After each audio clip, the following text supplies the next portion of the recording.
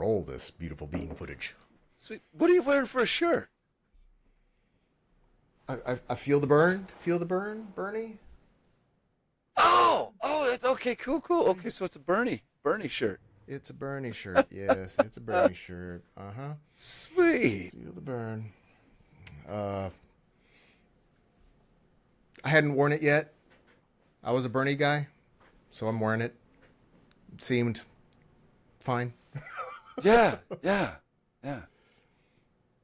When you say was, did something happen that made you no longer a Bernie guy, or was it just that he didn't? Oh no, I generally.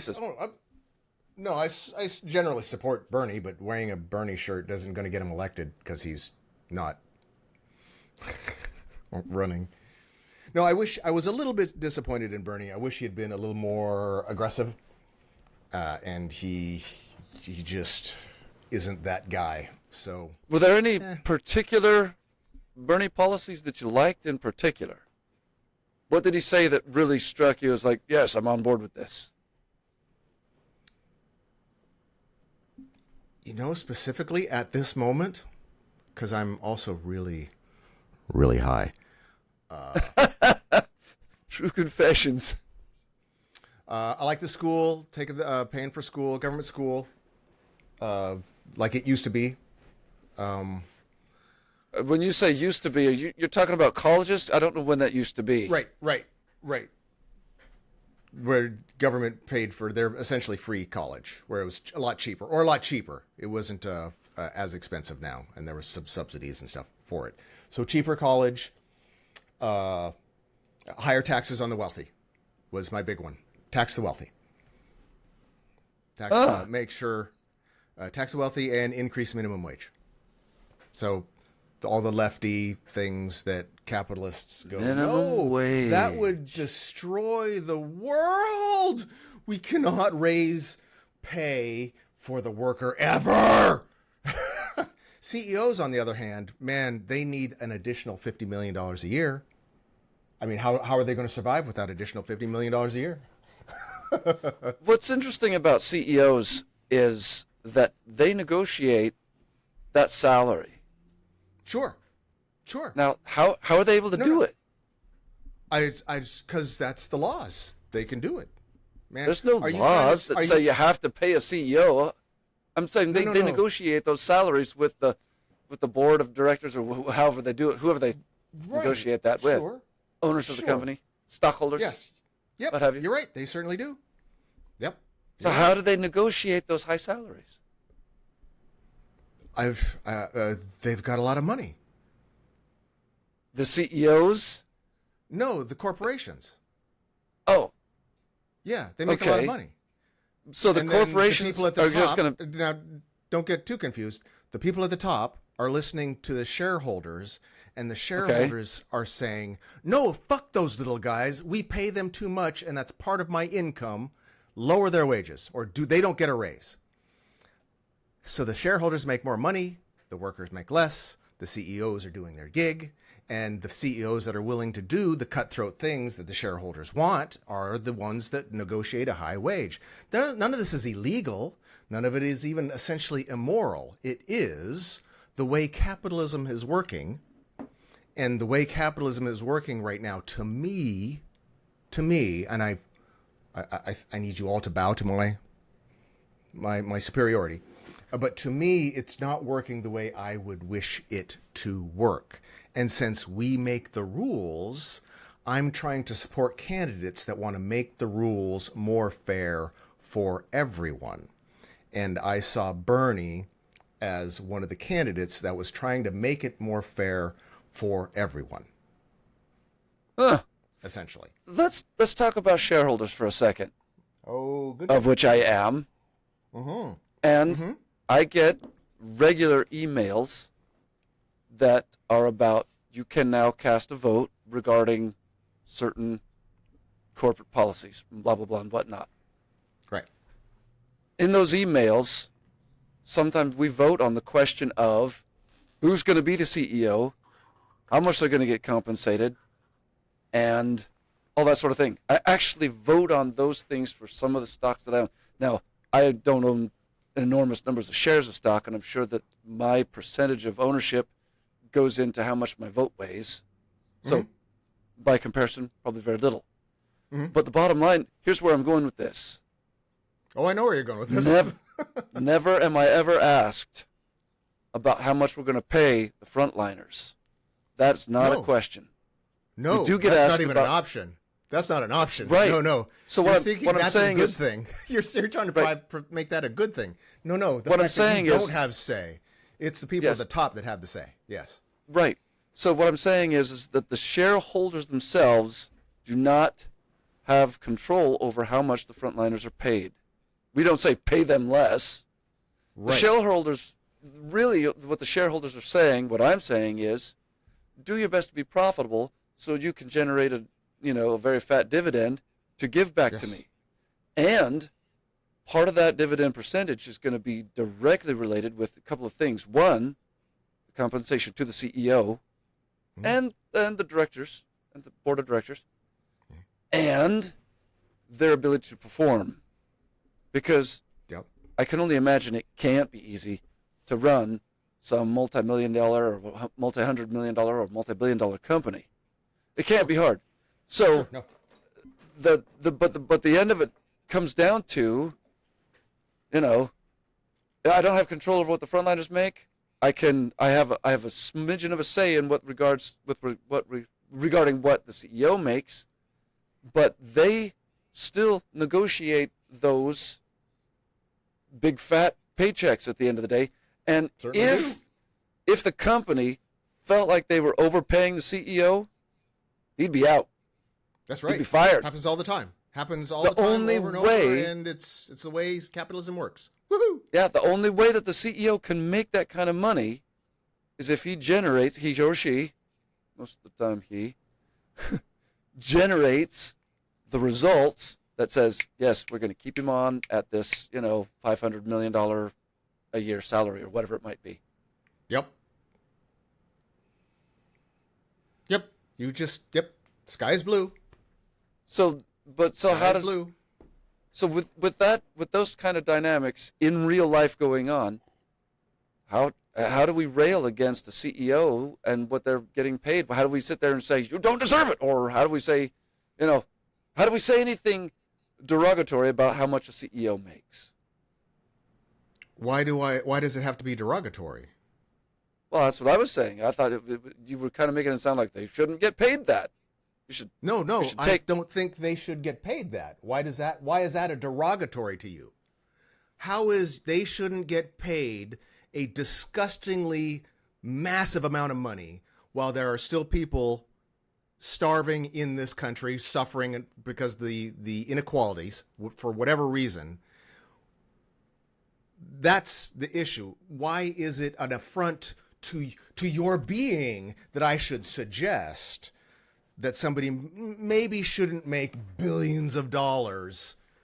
I wasn't really taking it as an affront. I was just like going, this is what it is, and as I said, the sky is blue. You just said the sky is blue. Totally agree.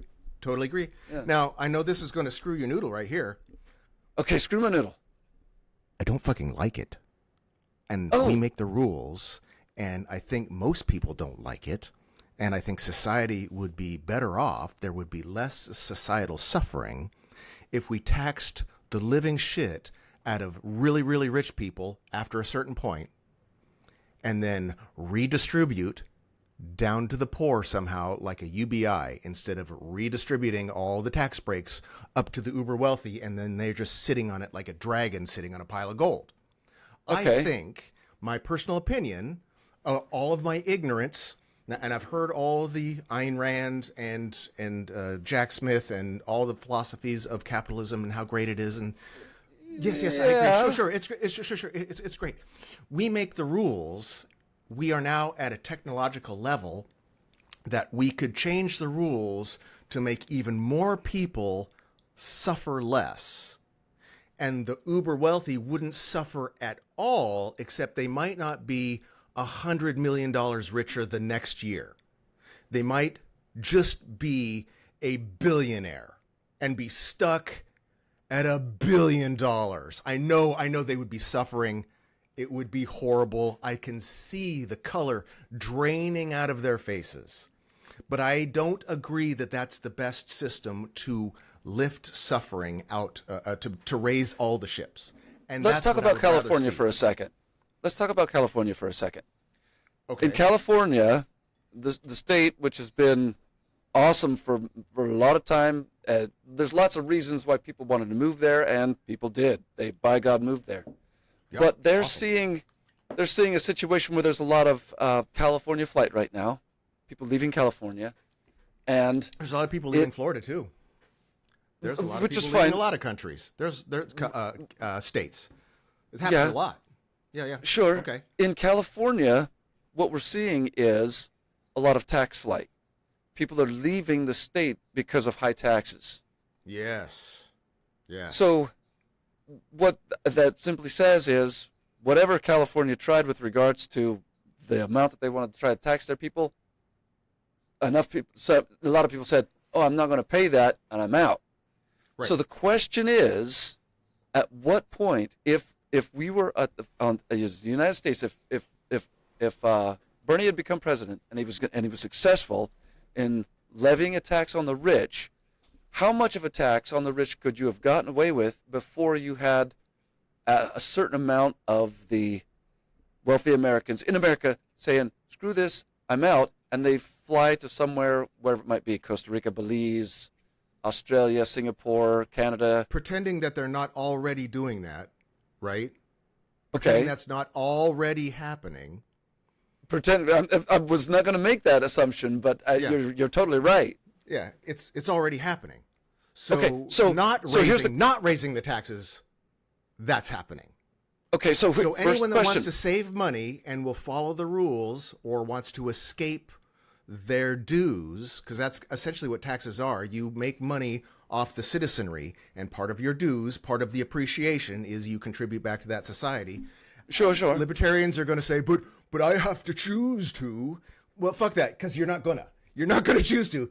A lot of corporate CEOs are fucking heartless, money-grubbing, souls-lacking. I mean, there's the bad guys at the top. There are bad guys.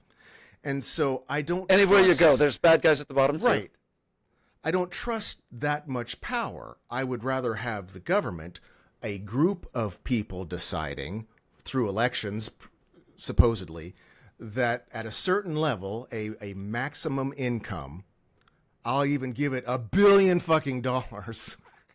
Everything else after that is 100% taxed, or 95% taxed, or whatever.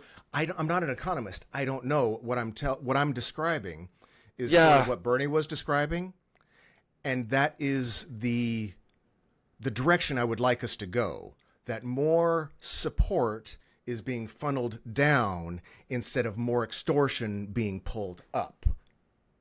So my first question, number one. That's what I would like to change.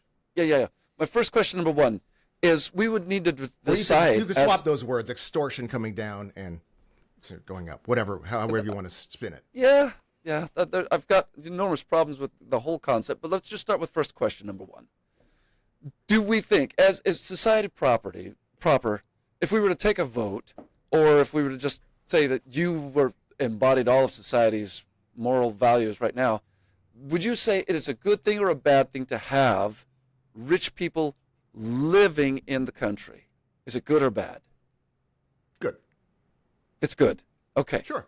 So because we value the dollar, our God is the capitalist, and capitalist blessings are in the form of dollars. So yes, we want the wealthy to pee on our heads so that we can get a little damp. Well done. Yes, we want rich people. I'm not very happy about that fact either. You're explaining that the sky is blue.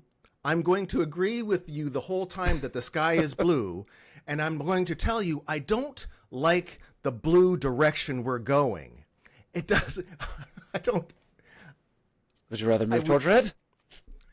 That was it. It's just an example. Yeah. The sky is getting red, and I'd like it to go more blue, is what I'm saying. You can explain how how the system works. Great. The system is wonderful. It is moral. The whole Glenn Gecko, whatever, greed is Gordon good. Gecko? Gordon Gecko. Greed is good. Greed is good. Bathe it in. Breathe in the greed. Yes, all that is true. It's going to continue that way. Nothing I say or feel is going to change any of it. And at some point, AI is going to do whatever it wants to do. And it doesn't really matter.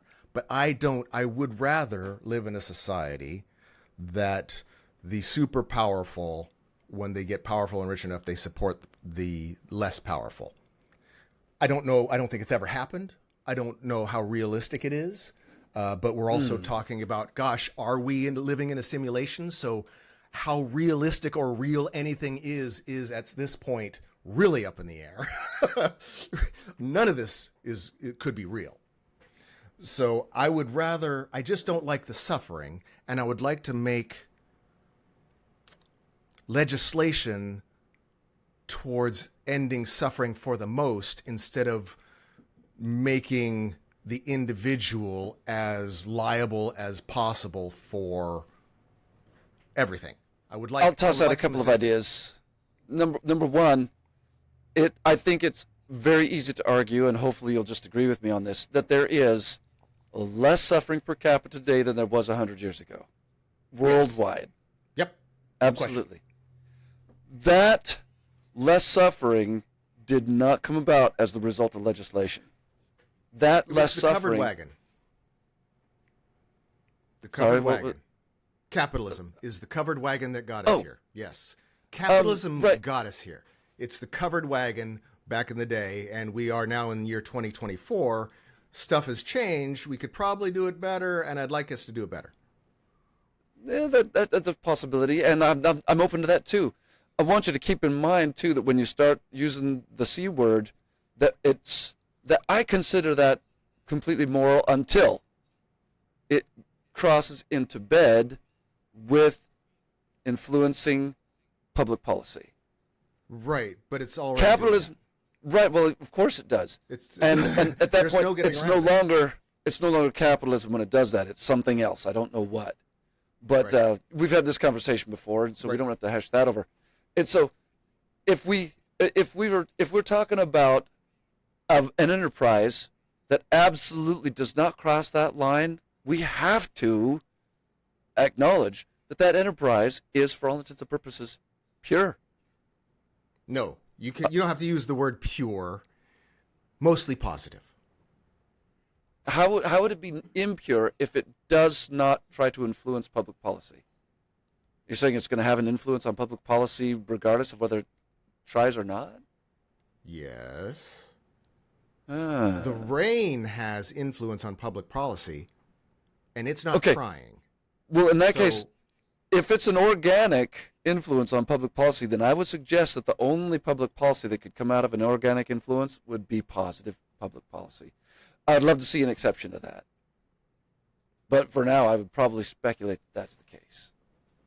I just don't agree. Mm-hmm. But you knew I wouldn't, so no. I agree that is what we're doing. I don't agree with the outcome.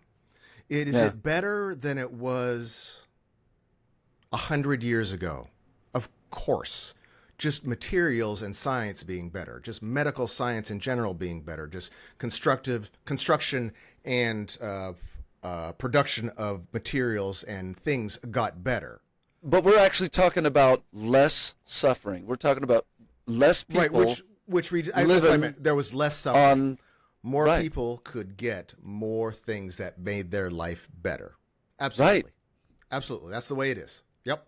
And more people in the world have access to more wealth today than 100 years ago, and that's so. With all that said, to come to your basic final idea about how Bernie would do it, or how you would like to see it done with this cap of personal wealth, the only thing I would say is everything that I personally have researched with regards to economics, and I don't want to say that I've ingested the gambit of economics, but well read.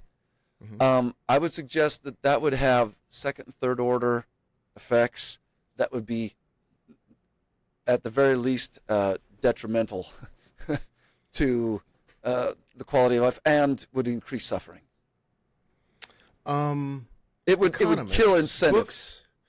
Books written and articles written by people who are fully balls deep in capitalism, understand all of it and how it works. They have suggested that it might have second or third order of effects in the universe of capitalism. These things are pretty easily predicted. No. If under capitalism, the idea of today's capitalism and what today's capitalism is doing, yes, right. Absolutely right. Absolutely right. Whatever they say, whatever the capitalists, economists are saying that would happen if we capped wages, all the bad things would probably absolutely happen under capitalism.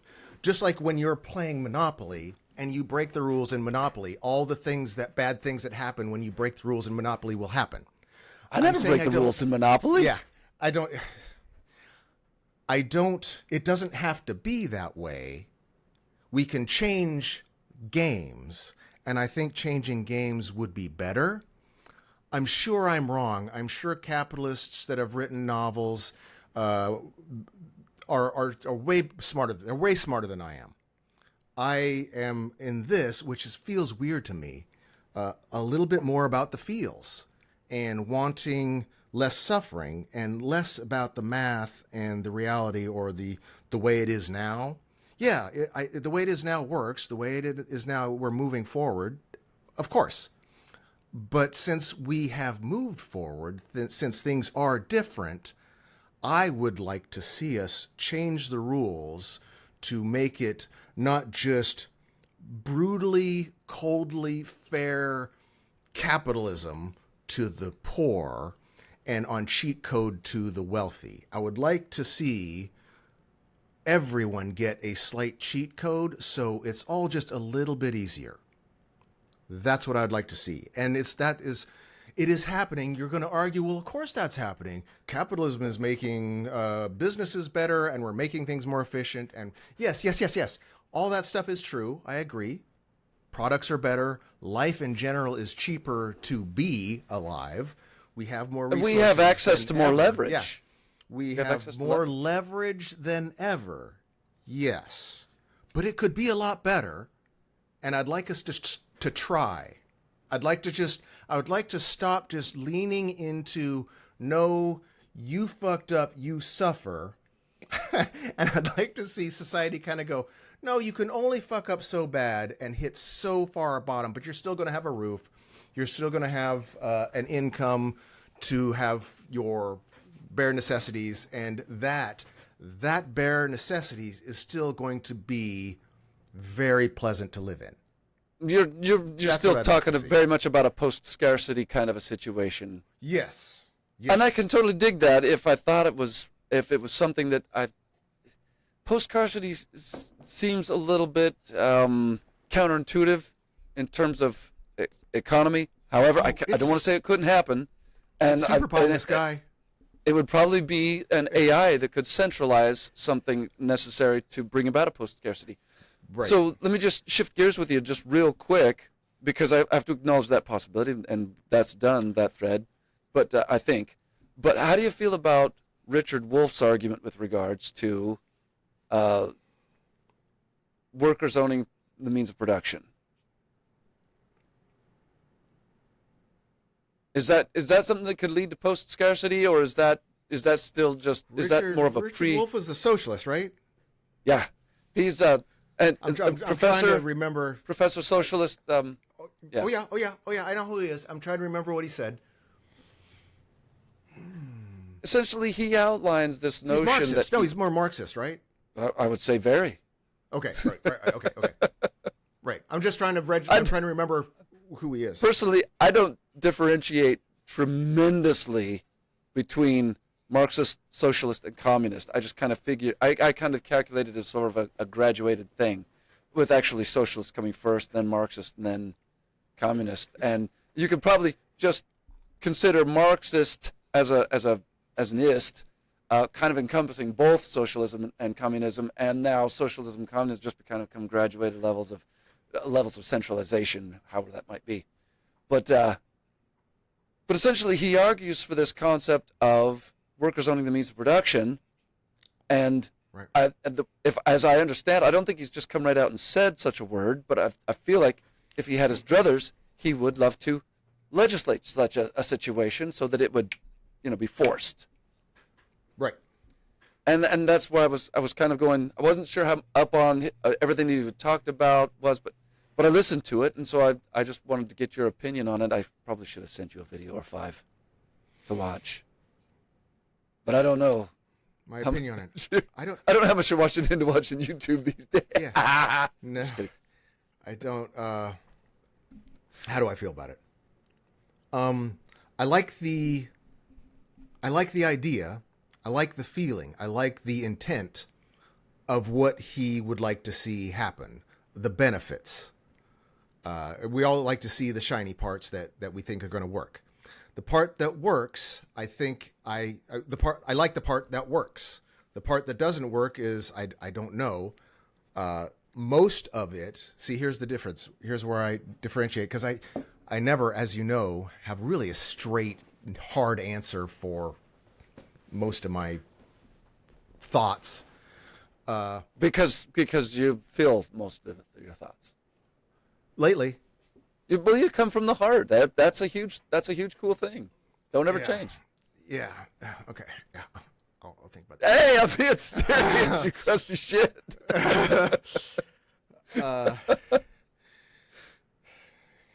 It's my cringe. That's the source of all my cringe.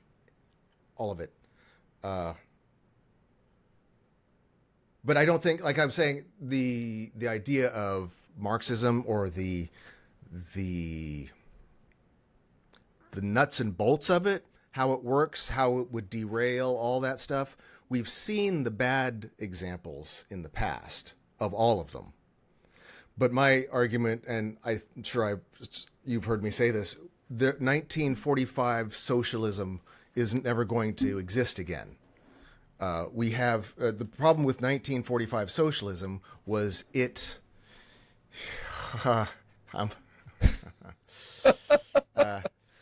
Was that it involved people.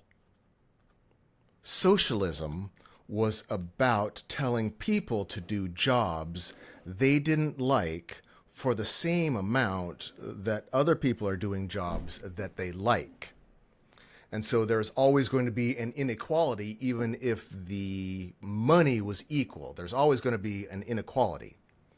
The big difference now, since it's not 1945, I mean, we could be hit by an asteroid, but the big difference now is our economy, probably 80%, but falling, only 80% is people. More and more robots and machines are the economy, and people, anywhere people are part of the economy, are considered by the economy, by capitalists, as burdens. And so we're in a system. I suppose. Yeah. So. Yep. I mean, let me just take a quick aside on your thread here with regards to robots. Personally, I only see them. It doesn't matter if they're soft or hard. Tools. They're just tools. They're a glorified shovel. So are you right now. Right. So the robots are just another form of leverage that we have access to, which is awesome. Awesome. And it is. Leverage, it's not only would I not change it, there's no way we can. So I am on board. All steam ahead. Yes. Yes, me too. All electric engines ahead. So when you talk about robots as being an economy, that can really only be thought of as they're just part of the store of resources. In fact, quite frankly, no, the production of the acquisition and production of resources. Sure, you can think of it as a surplus of leverage. People are taken out of it. Yes, because they're more valuable than people to a corporation. Well, you're absolutely right. There's going to be some people, some frontliners, you should say, because one guy with a diesel cat can dig a trench way faster than 30 dudes with shovels and just going at it like crazy. So yes, there was going to be frontliners eliminated from that job force. To think otherwise is to be Luddite. Right. Yes. So we don't. Yes, it is. Don't think that. Oh no. Chaos is coming. It is. Chaos when we see those shoveler jobs getting eliminated by the single guy in the tractor cat, and I'm talking specifically because this occurred back in 1945. Yeah. No, it actually occurred out here a few months ago when they repaved the roadway. Oh, Instead sure. of 20 guys going through, there was a single guy in a little tiny cat that was scooping up all the side stuff, and it was all one guy instead of the crew that would have been doing the cleanup before. Yep. All I'm saying is this is technology that was developed back in early 19th century or 20th century. Sorry, early 20th century. So this displacement of all the shovel diggers has already occurred. Anybody it is continuing to occur, right? Exactly, and it's just part of progress. That's that going forward. So go ahead, carry on with your thread. I didn't mean to interrupt there, but there's this surplus. We've got a huge economy surplus of leverage now. Leverage. Right. Go ahead. Right. You were saying about the robots.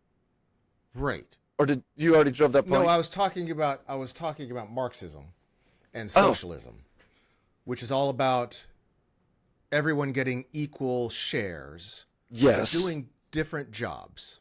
So that's already inequality, right? So it's already wrong. Socialism, 1945 socialism, I don't agree with. I'm not on board with. It was never going to work. The point I have now is robots are more and more the point of production.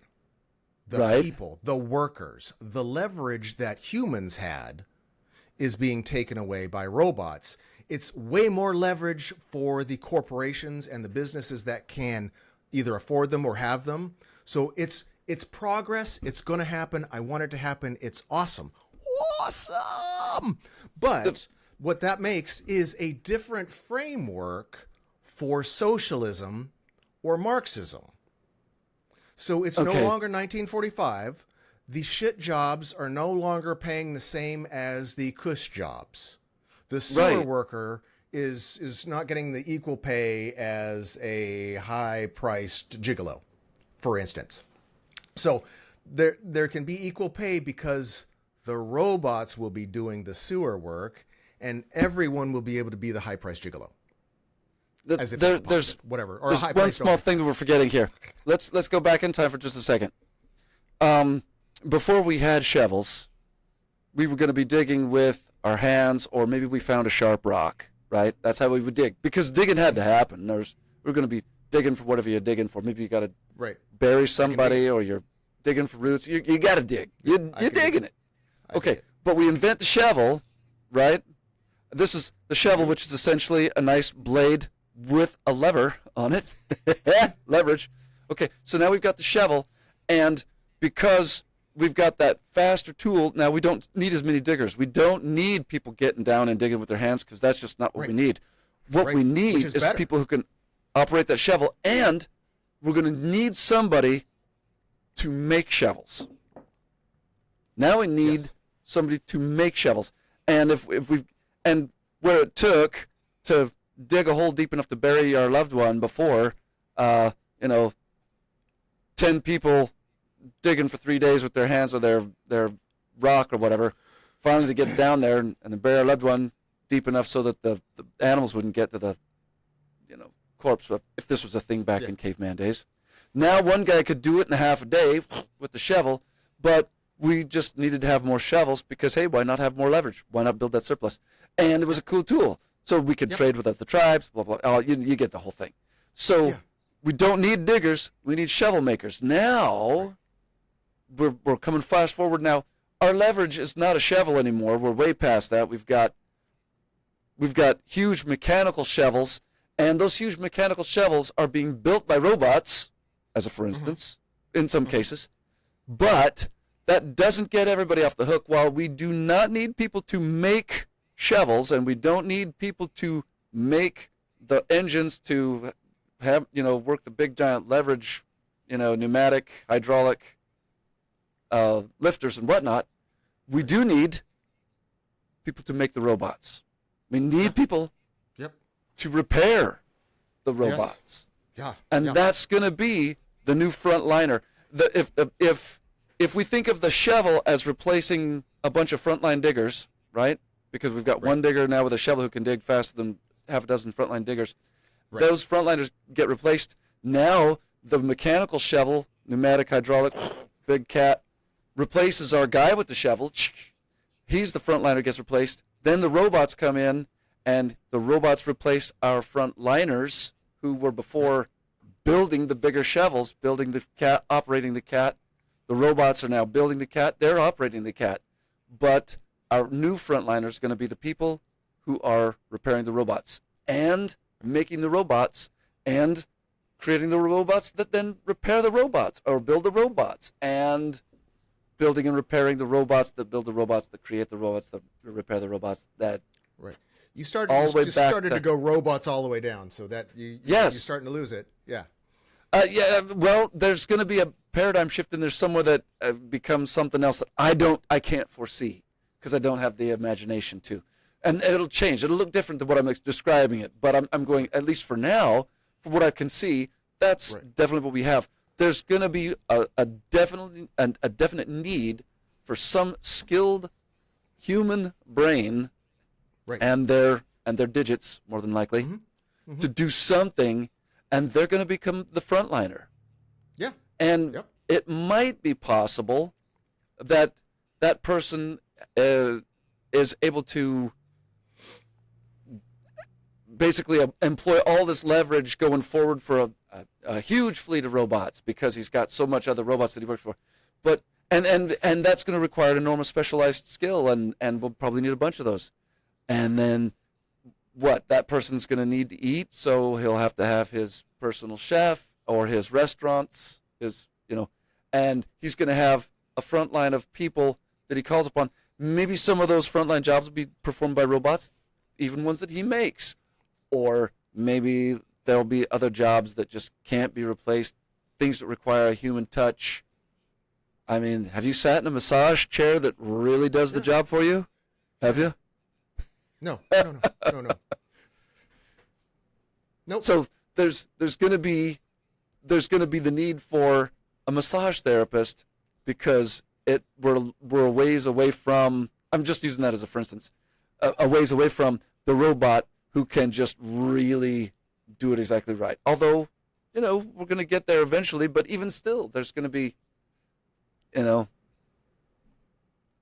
I'm saying is I feel like there's still going to be room for that human person, and we are not going to, while we might find ourselves in a post-scarcity world, we're not going to be in a world where everybody, or I should say everybody who wants to, is just going to be able to live on the stipend.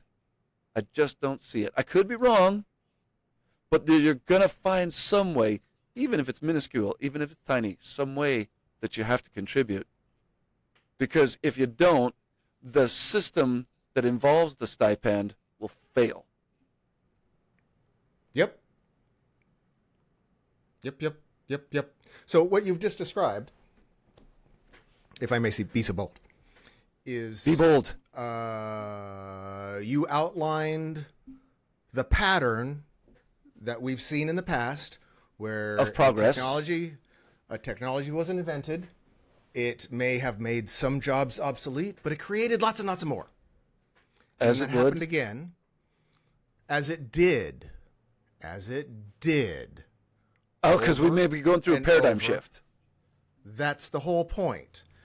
Assuming that all the things that happened in the past are just going to continue happening the way they happened in the past is a logical fallacy that in the age of self-driving cars and AI and the technology that we have,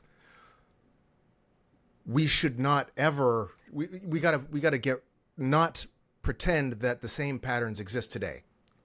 It is a different paradigm, and I don't think the same physics apply. And that's one of the reasons people are saying that capitalism is going to fail because in an economy of abundance, capitalism can't handle that. It'll be something like capitalism, but like we were saying, we've argued before, it would be something capitalism plus or capital unwisdom or some other capital thing. Leverage based on something. And then stored work based on something. And what it may very well look like is the AI centralizing legislation. Sure. I read the AI, article, or I didn't read the article. I saw the just kind of perused it a little bit, where the CEO of, do we remember? I don't think I found it. The CEO of a large corporation was saying, or one of the board was saying, maybe we don't need CEOs anymore, and we're probably going to get rid of most of them and have AI do the work and have all the lower groups self-organize through AI. So even the owners aren't safe. So I'm not... You did just get my noggin jogging with that idea, because the thing that Marx missed horribly in Das Kapital is risk management. He didn't conceive it. He was not an economist. He didn't really talk about it. He wouldn't have probably been able to talk about it if he had even thought of it, because he probably frankly wasn't that smart. But neither that nor here. Wow. Okay. Right. Neither that nor here nor there. Okay. The thing that could do the risk management part of centralization of economic planning is AI. Yes. So if there was any single thing that I thought the AI could do with regards to that, centralization, and I would be totally cool with that as long as there was still private property rights, personally. Well, we all have our pipe dream.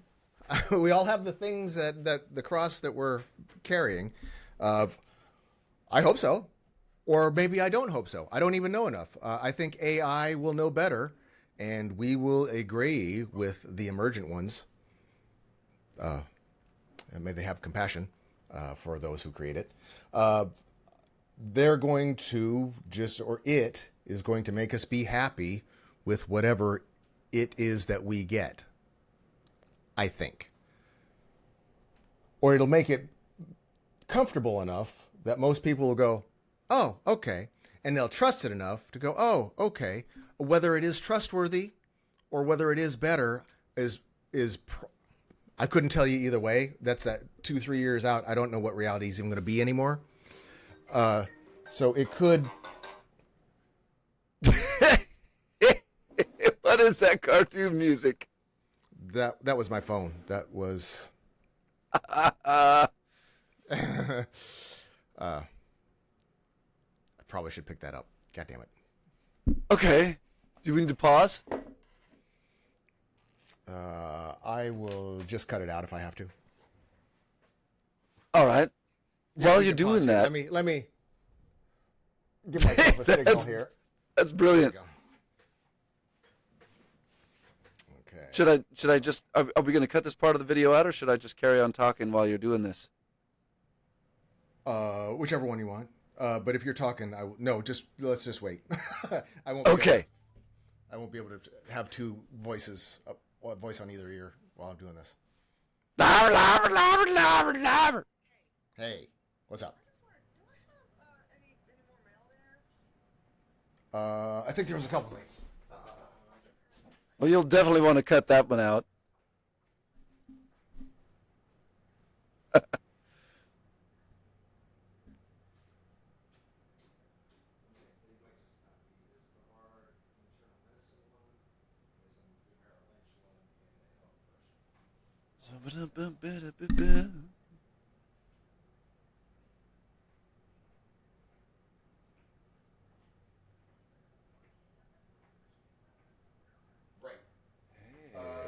You might want to just call. Does it Liberate? Are you still with Liberate? Right. You might just want to call the pot doc and and say, hey, have them check on it. Yeah, I'll have to do that because, yeah. Okay, all right. I just wondered if it was there. Nope. Okay. Nope. Eventually, I'm going to get down to the driver's license, change my driver's Mm. license. Right. I can't change anything until that happens. Right. The other thing, the door guy, needs to come in and remeasure, and he has a gig out of town, so it's going to be Wednesday. He's going to come in and remeasure for the fire door and then order it. Okay, all right. How much is that going to be? More than I even want to think about. All right, bye. Okay. Oh, you'll probably want to cut that out. I will probably want to cut that out. I wasn't even looking at what you were doing. If you don't cut that out, it's going to go viral, and she is going to kill you. Okay, let me mark this, and I'll cut it out from here.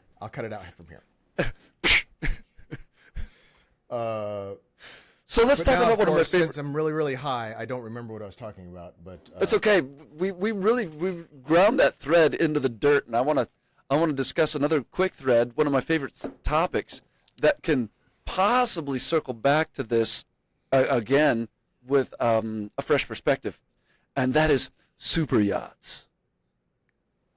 Okay. I mean, I'm sure that'd be fun for a couple weeks. I love the idea. Super yachts. Okay. Let me ask you this. While a super yacht, in their current iteration, is just able to sail on the ocean and do its thing, and you'd probably be more interested if the super yacht was able to be amphibious. That'd be something else too. But we're now talking about a very large vessel. I want to talk about the possibility of a super yacht that is a spaceship. Yes. That's obviously not tech that we have right now. Not yet. But the Enterprise did it all the time. The Enterprise hit under the water all the time in the movies. Yeah. Well, that's Hollywood for you. They're gonna take every concept and piss on it. Make it cool.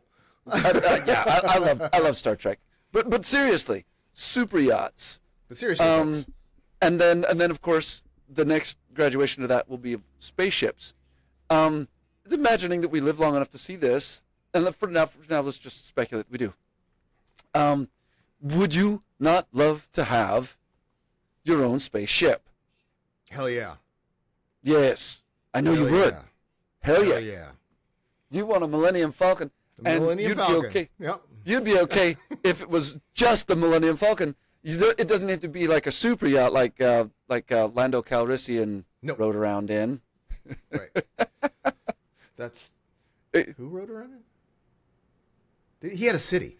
He had the Sky City. Well, he had that too, but he also had a yacht. He had a luxury cruising space yacht. Oh, okay. Do you remember from was it Dark Jedi? Dark Jedi. Hey, buddy. Cool. You don't remember? Hey, buddy. I've lost a lot of memories. I'm gonna have to rewatch whatever it is that. So has Lando Calrissian, because in that Dark Jedi thing, with his bit in that video game, it was almost like he had been on some ingestibles. Wow. Was that? Hey, buddy. Yeah, hey, buddy. I don't know. Did we play that game together? You got me into it. So I must remember it. Is that Kyle Katarn? Yeah, Kyle Katarn. Okay. Or was it the other guy? I think it was Kyle Katarn. Yeah. Sadly, I think I've heard that the new Star Wars game is kind of garbagey. Oh, that's too bad. I'm sure the graphics are fantastic, though. Probably. Anyway, you'd be cool in a Millennium Falcon, and so, but here's the thing. Right now, if there was a spaceship that was able to fly down to the planet here, whoop, and you jump into it, if it was trashed like the Millennium Falcon, because here's Princess Leia, you came here in that? Yeah. and then you take off and fly into outer space and go into hyperspace and fly across the galaxy. Woo! Yes. Awesome. How much is that worth? We don't even have the wealth on all of planet Earth right now to pay for a simple Millennium Falcon. We couldn't even get an X-Wing. I don't think we could even afford a T-16 back home. Nope. Nope. All the wealth. We certainly have the Womp Rats, but we don't have the cool gadgets. No, you're right. We don't. Yeah. All the wealth on planet Earth will not buy us a freaking TIE fighter without its damn ties on it. Just a TIE fighter crash. Okay, so but we do have super yachts. Now super yachts, I'm trying to remember where the break off is, and I think it's in the billions. Because you got your regular yachts, they're awesome enough. Super yachts would be like almost the size of a cruise ship, preferably not one of those nasty cruise ships that looks like a freaking hotel on top of a hull. No. I'm not really cool with those, even though I'll be riding in one here pretty quick. But it's just a flying building or a floating building. Yeah, floating building. I like the old-fashioned cruise ships that called it good at about 9 decks. Soon we'll be making another run. Yeah. Yeah. Oh, if I only had my guitar. Yeah. So super yachts right now, if we were talking about somebody who actually builds yachts, okay? Yeah. A boat builder. Yeah. We're talking about somebody. 6 of them on the planet. Yeah. No. The boat builder. No, I'm talking about the actual frontliner, the guy who does the welding or the fabrication of one form or another. Somebody who is, by virtue of their fabrication machining skills, they're probably going to be getting paid upwards of somewhere between $50 and $100, maybe more, for super specialized artesian work. Let's just say $100 for ease of math. Sure. $100 an hour, which is a skosh more than what I make, but I don't have that specialized skill. And we're talking about somebody who's got real skills, right? Yes. Wielding whatever fabrication tool they use. Okay.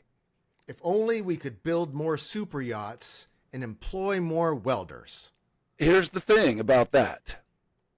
A super yacht building frontliner getting paid $100 an hour could never earn the money in a lifetime to buy a super yacht. Right.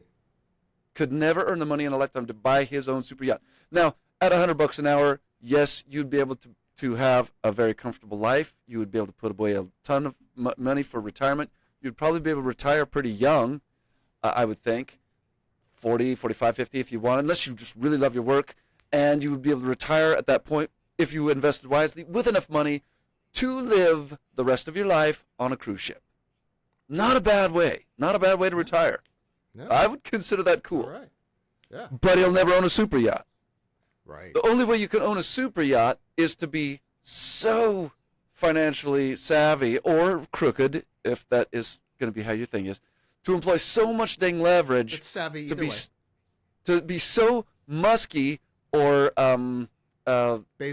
what's Bezos-y? Yes, thank you. Or Gatesy to be like, man, I've made a time operating system and I've got billions of money and I just don't even know what to do with it other than light it on fire. So I'm going to buy a super yacht. Stick it in my ear and go. Right. I mean, I don't even know if Bill Gates owns a super yacht. I'm told that he's buying a bunch of land in Middle America. Why? I'd be like, screw that. Put me on the super yacht. I don't give a damn about what's going on.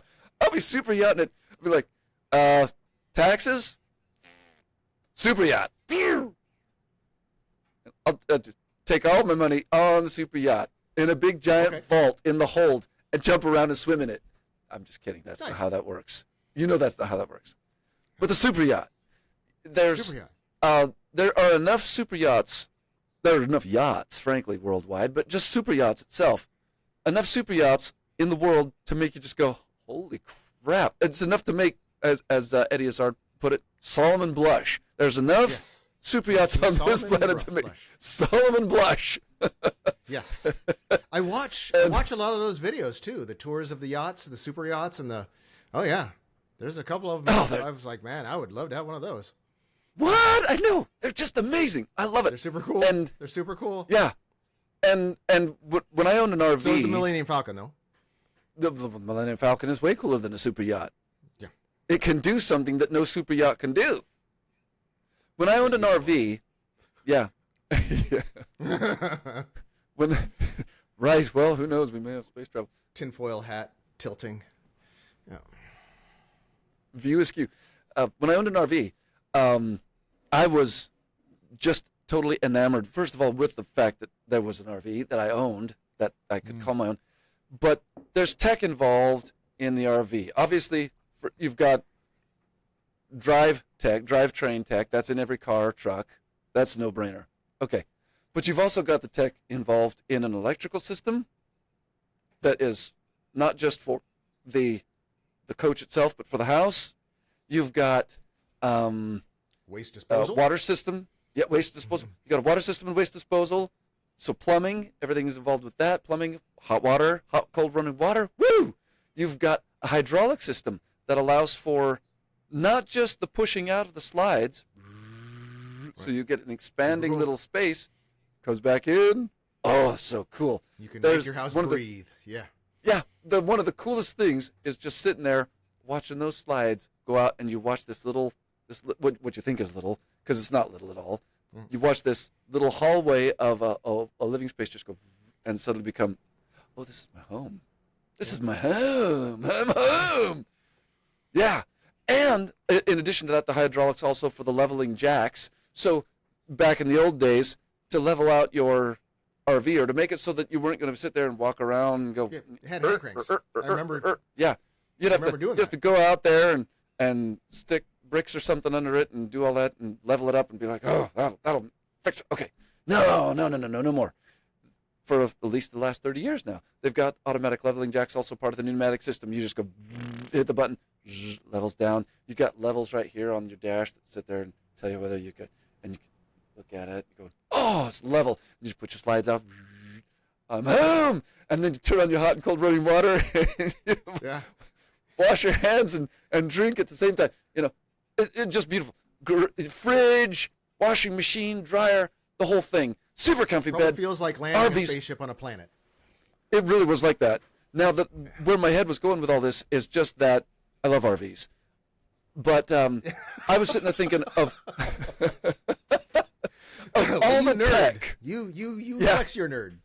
Do it. With all the tech that goes into the creation of an RV and the operation of an RV, I was sitting there thinking, this really is the culmination. This is why we tech for RVs, for yachts, for super yachts, and eventually for Millennium Falcon. Yes. And porn. Millennium Falcon and porn. Yeah. Well, porn was the genesis, no doubt. Yeah. Porn was absolutely the genesis. In the beginning, there was porn. Yeah, there was porn. Yep. God created the porn. First, there had to be light because you had to. I mean, God created the porn and the light, and God said, "It is good." It was good. It was good. Yes. No, I know we are creeping. Now, I get the whole thing. I'm not. I don't know what side you think I'm on, or what. Oh no! You're on my side. I'm sitting on. You're on the high cloud. I am on the high cloud. All that is true. Capitalism is awesome. It is getting us where we need to go. I wasn't even getting to that part yet. Possible. I'm talking about progress. Progress is awesome. Yeah, just the progress. Just there's a reason why we tech. There's a reason why. The reason why we tech is RVs, yachts, super yachts, exploration and novelty. Yes. And the Millennium Falcon, and then Lando Calrissian's pleasure yacht. Right. Because really, at the base of it, we're all just doing it to get light.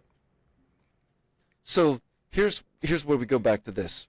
Like I said, our frontlining yacht builder will never building yachts will never earn enough money in a lifetime to be able to afford a luxury yacht. And we don't yet have enough wealth on this planet to be able to afford just a Millennium Falcon. We are so screwed if we go to Tatooine. Because... Well, we can't even get there. Yeah. Yeah. Yeah.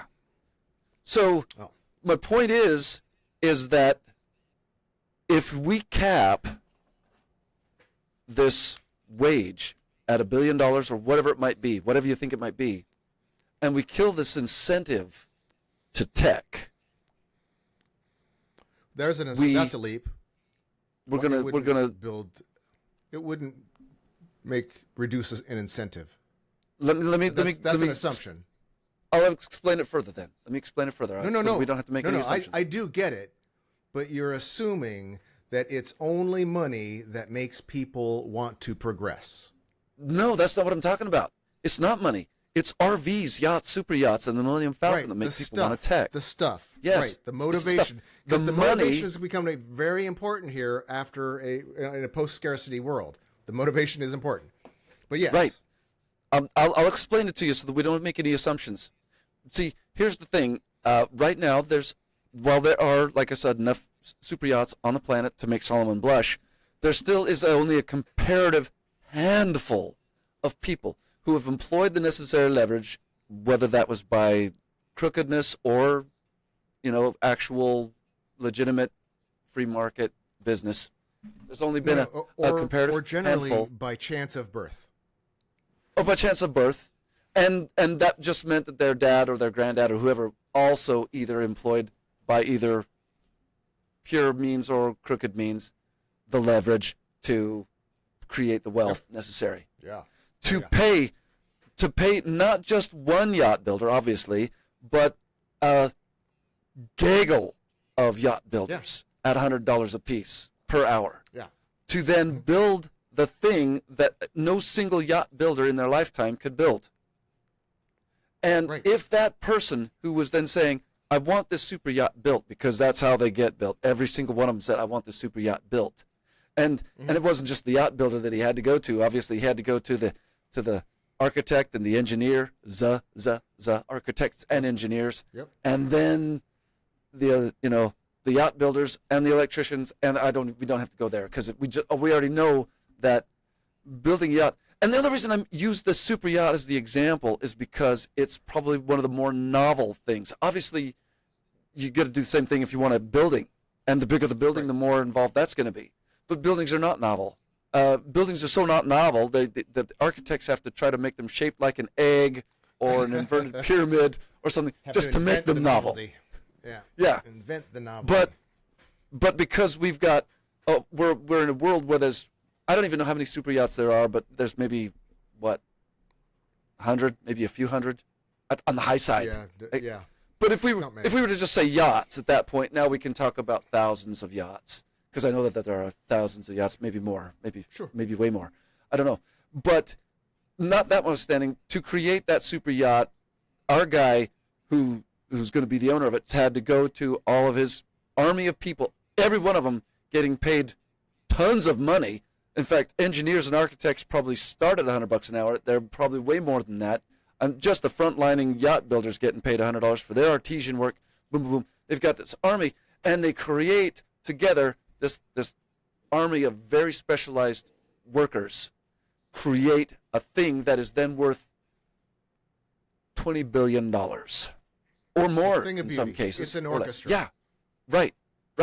Now, if our guy who commissions all of these skilled workers, who commissions all these skilled workers to build this yacht,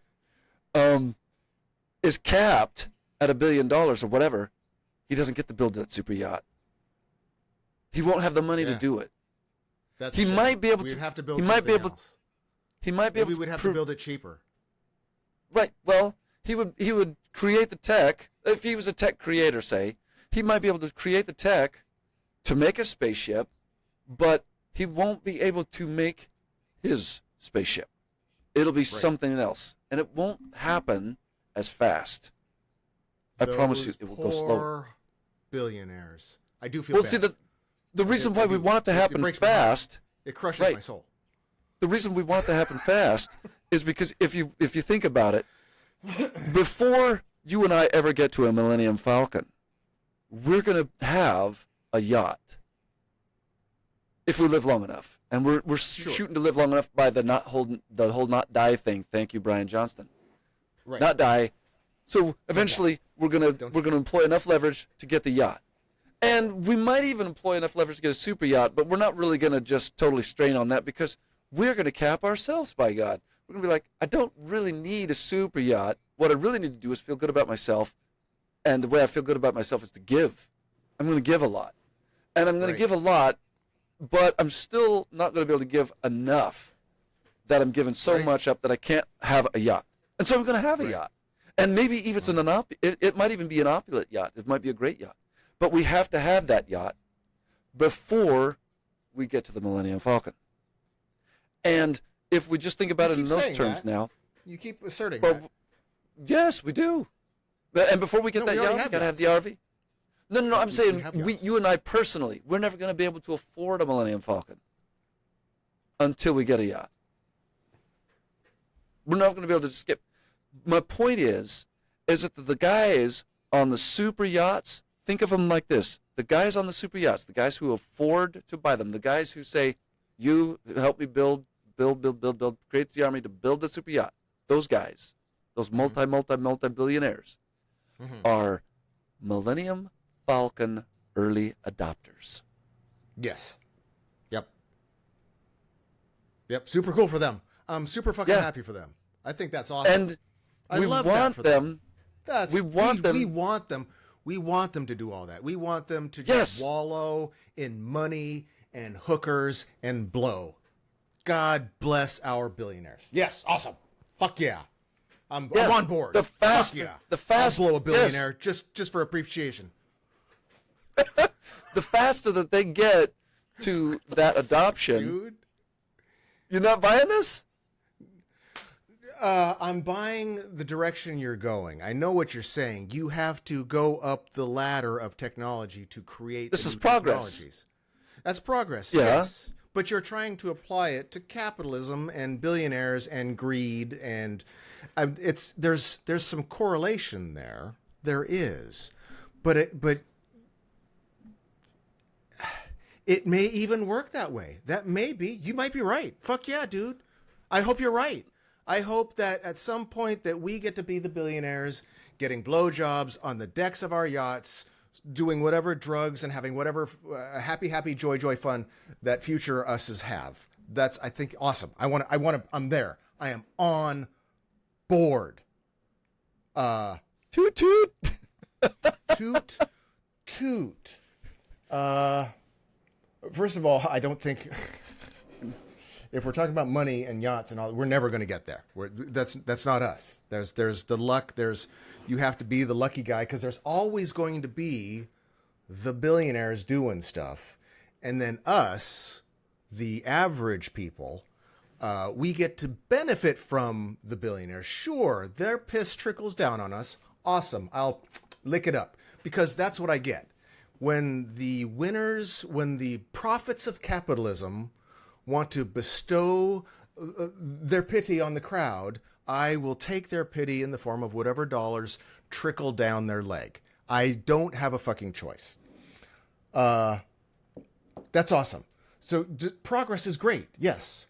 You're implying that capitalism and billionaires and the glutton and what they do at the top is the only way that we can progress technology to a Millennium Falcon. That if there's no yachts, if there's no personal owned, luxurious, decadent, whatever symbolism of desperation that you need as a giant yacht, if there aren't yachts, there will never be spaceships.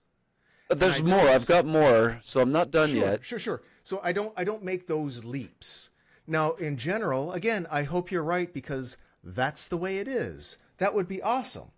My other argument, though, is within the next 5 years, AI and robotics is going to change all of that and all the people you were describing that were benefiting and making these great wages, doing the welding and doing the organizing and doing the engineering, they're all not going to have a job because AI and robotics is going to do it better. We're going to want them to do it better. The people that want the yachts particularly want to do it better and cheaper. But then you're after that implying that because robots are so good that we must have a whole bunch of other jobs that people are going to love to do that just spring into existence because new technology, because that's what's happened in the past. I don't think you're right. I don't think that's what's going to happen in the future. And I don't think yachts are going to happen for even billionaires. I think everything's going to change. But I hope you're right that nothing does, that we're still always on the top of the food chain.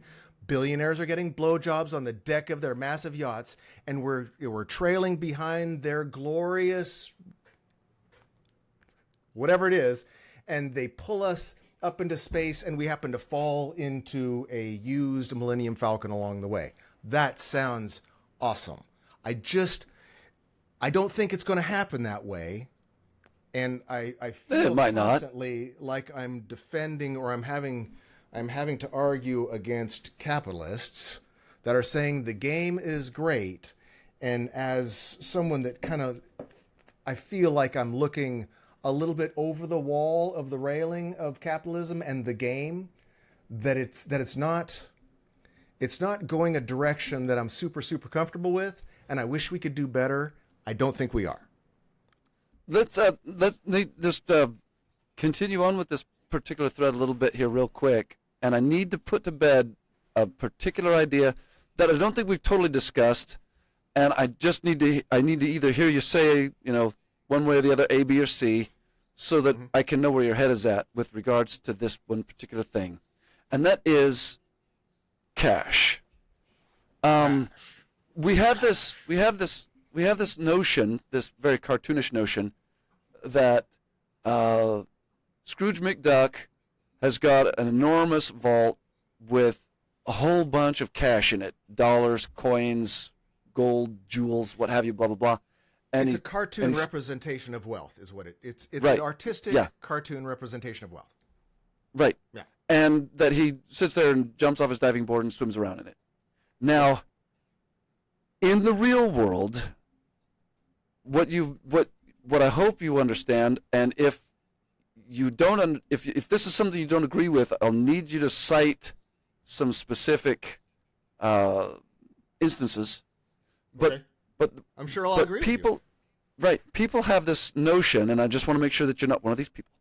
Essentially, is that that millionaires and billionaires, the millionaires and billionaires, are hoarding wealth. They hoard cash, and what I don't think the people who have that belief understand is that. Try to be not insulted here. Okay, good. I'm going to pretend you're talking down to the people that don't understand what you're saying. Right, exactly, because I'm not. Well, this is why I want to hear you say, yes, I understand this, or no, I totally think you're wrong. I think they do hoard wealth or whatever. But the point is that you cannot actually hoard wealth, especially in America, but not in any other country either, but especially in America. The dollar depreciates too fast. Rich people know this. And so they don't just grab a bunch of cash and put it in a vault and expect and make interest rates on it from the bank. They don't grab a bunch of cash and stick it in their mattress.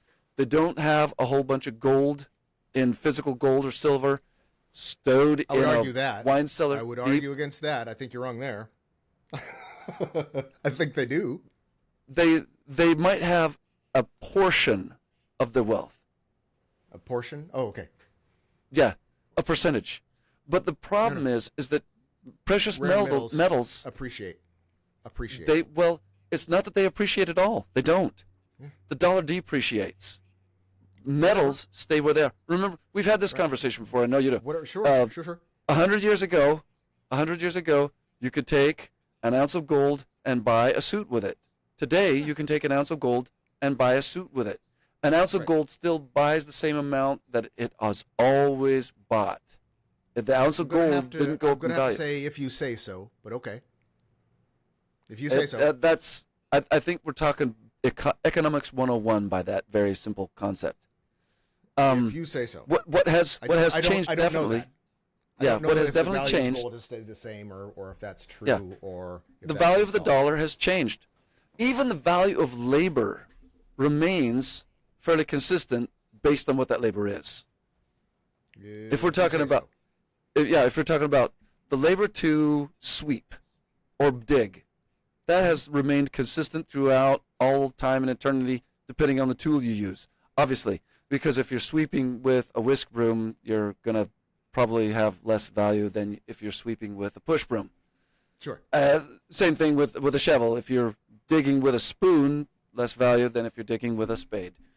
But that's neither here nor there. That's the tool in question, and never mind that. But my point is that gold, as a store of value, it's a hedge against the devaluation of the dollar. Sure. Rich people do not just hoard their entire fortune in a precious metal. If they were to do No, that, I agree. Go ahead. Yeah, no, I agree. they will Yep. they will lose their fortune over time. Right. They will lose it. So if somebody is going to have a fortune and they're going to expect to live as a rich person on the proceeds of what their fortune can produce in actual money work, right? That would be Right. whatever risk they put it towards to create interest or dividends or returns of whatever sort. Capitalism, yes. Yeah. If they Money expect theory, to do sure, that, yeah. then that money has to be put to work. It has to be invested with a certain amount of risk. And that's just how it is. So If you say so. that means that the money's invested. The wealth, no rich person who ever expects to stay wealthy is ever just going to be hoarding wealth. I would wager that if there is anybody on this planet who is hoarding wealth in that way, they will not stay wealthy indefinitely, not for very long. I would even go further. I would wager that they will not be able to pass on intergenerational wealth for any more than one single generation. So These essentially, are a lot of assertions that I don't agree with, but okay. I'm gonna. I would imagine a billionaire is gonna be able to survive for a few days on his billions if he doesn't make a dime more. If all he had was $1 billion that depreciated at a plummeting scale that the dollar depreciates, that billionaire is going to be homeless within days. the first question. Is how did the billionaire make? Yeah, how did the billionaire make his billions? Who cares? You're did saying that the dollar depreciates so quickly with rich people money that rich people money can't stay rich people money if rich people money don't keep investing it and making more and more and more and more, because $1 billion, if we're talking a billionaire, just isn't enough money to survive any length of time unless your money's making money. And I'm saying, no, people do hoard money, but I'm also going to say that, yes, of course they invest more money to make more money so they don't lose money, because God forbid a billionaire should have any less influence than he did yesterday. I mean, it's terrible. It's terrible. I know. I agree with all of that. Of course, that's basic economics. That's basic business. That's basic free market capitalism. I get that. Oh, good. Yeah. I'm very glad to hear that. Yeah, So and I agree. That is how it works right now.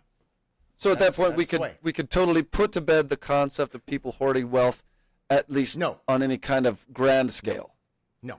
Oh, we don't want to put that to bed? Investing, if you have $100 million, right? Okay. And you've taken that $100 million and invested it in something like a fund. Give me a government. Give me an example. Fund, whatever. Sure. No. They don't pay crap. We don't invest in government. No. It doesn't matter. It's in a government-funded bond. You've invested that. It's still your leverage. That's still money that you have. Now, I understand there's going to be a trickle effect where the banks or whoever that is, wherever they've invested it, will take that money to build and progress. Yes, that also happens. But they're still in control of the money. they still have the money. They do control it, yes. They decide where it's Right. invested. They decide the Right. risk that they're going to put the money at. Yes, but it's Should- still their should- money. They still have the value. The value, the money, is still being hoarded in their interest. Okay, which is Right. fine. And they actually get the proceeds of that return, too, which they'll Sure, pay taxes absolutely. on. But yes, but- yes. They but- invest. but shouldn't they? They invest their money and they make more money. Yes, that's how so, it works. so if the money is at risk, you consider that it's still hoarded? yeah. Okay, so if the money you is have at a pile risk, of gold under you, it's still at risk of somebody coming and robbing you. It's still Right. at risk. Money is always at risk, whether you're hoarding it or not. well, you got You're a point asserting there. this physics that there can be nothing else. There can't be both. There can only be progress because rich people are good. It's not that there are good people, there are bad people. The system that we have, capitalism, is great for making money and making profit if you know how, and if you're smart enough, or if you're wealthy enough, or whatever way to get through capital. All that is true. I don't know why. I don't disagree with. I see the reality like you do. That is Right. the way the world is. That is the way the world works. I don't think it has to be this way. I think we are now smart enough that we could change it if we want. We won't. Relax.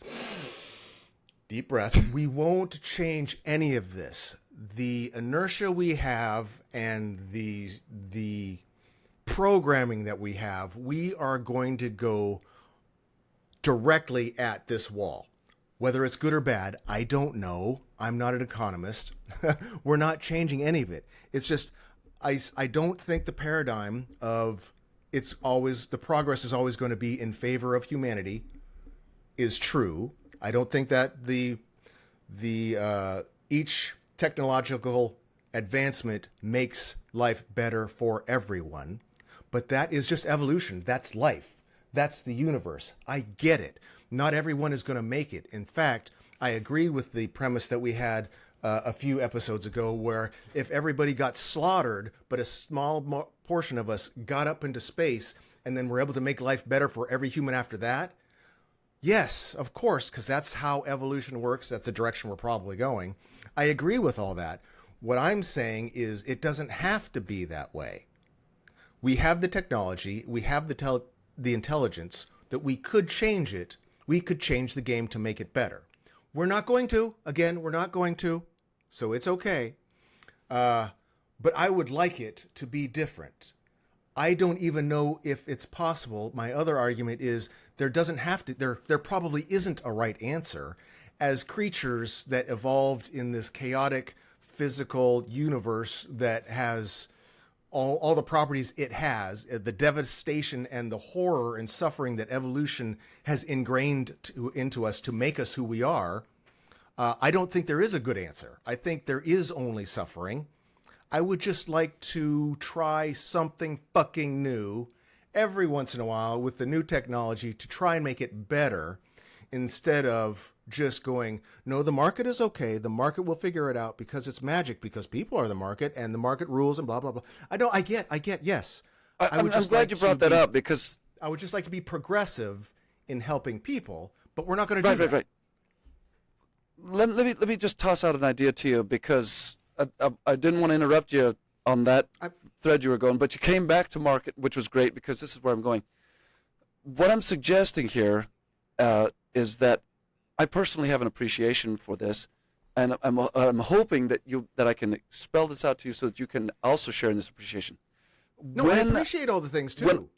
Good. When I see a dollar at risk, and you're right, if you're just sitting on a pile of gold, that's at risk too, unless you secure it somehow. That'll take money. But that's risk management that you invest with your money. Yes. Right. So you take your dollar thing over and over. Sure. You take your dollar and you put it at risk.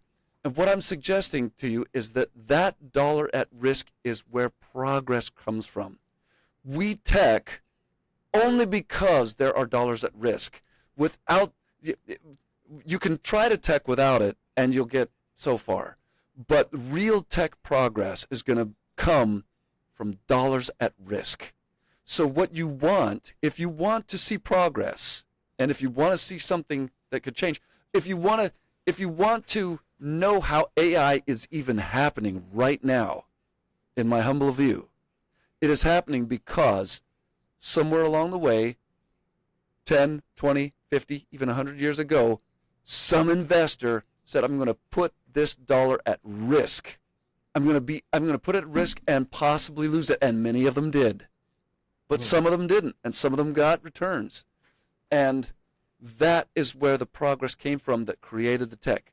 So what I'm saying is while you kind of have this notion that you're getting just the leftovers of wealth from billionaires, that they're going to piss down their leg and you'll lap it up, that's not a wholly accurate way to do. I certainly don't see myself doing that. I don't see myself just taking the leftovers of a billionaire. I see them putting dollars at risk and going into enterprise and hiring people, employing people, distributing their own wealth how they want to for returns or for not, putting every dollar at risk in so doing. And that is how the progress is made. If you love progress, I believe, this is personally just me, if you love progress, you have to appreciate the risk that investors go to with their own dollars. I love progress, and I appreciate people putting money towards investments that make that progress. Yes. And that's Elon Musk. Yes, sure. Yeah. That's I don't know Jeff why you Bezos think you disagree. even. Yeah, no. Yeah. I agree. Yes, I agree. I think it could be better, and I think we could go faster. See, here's another one that's going to screw your noodle.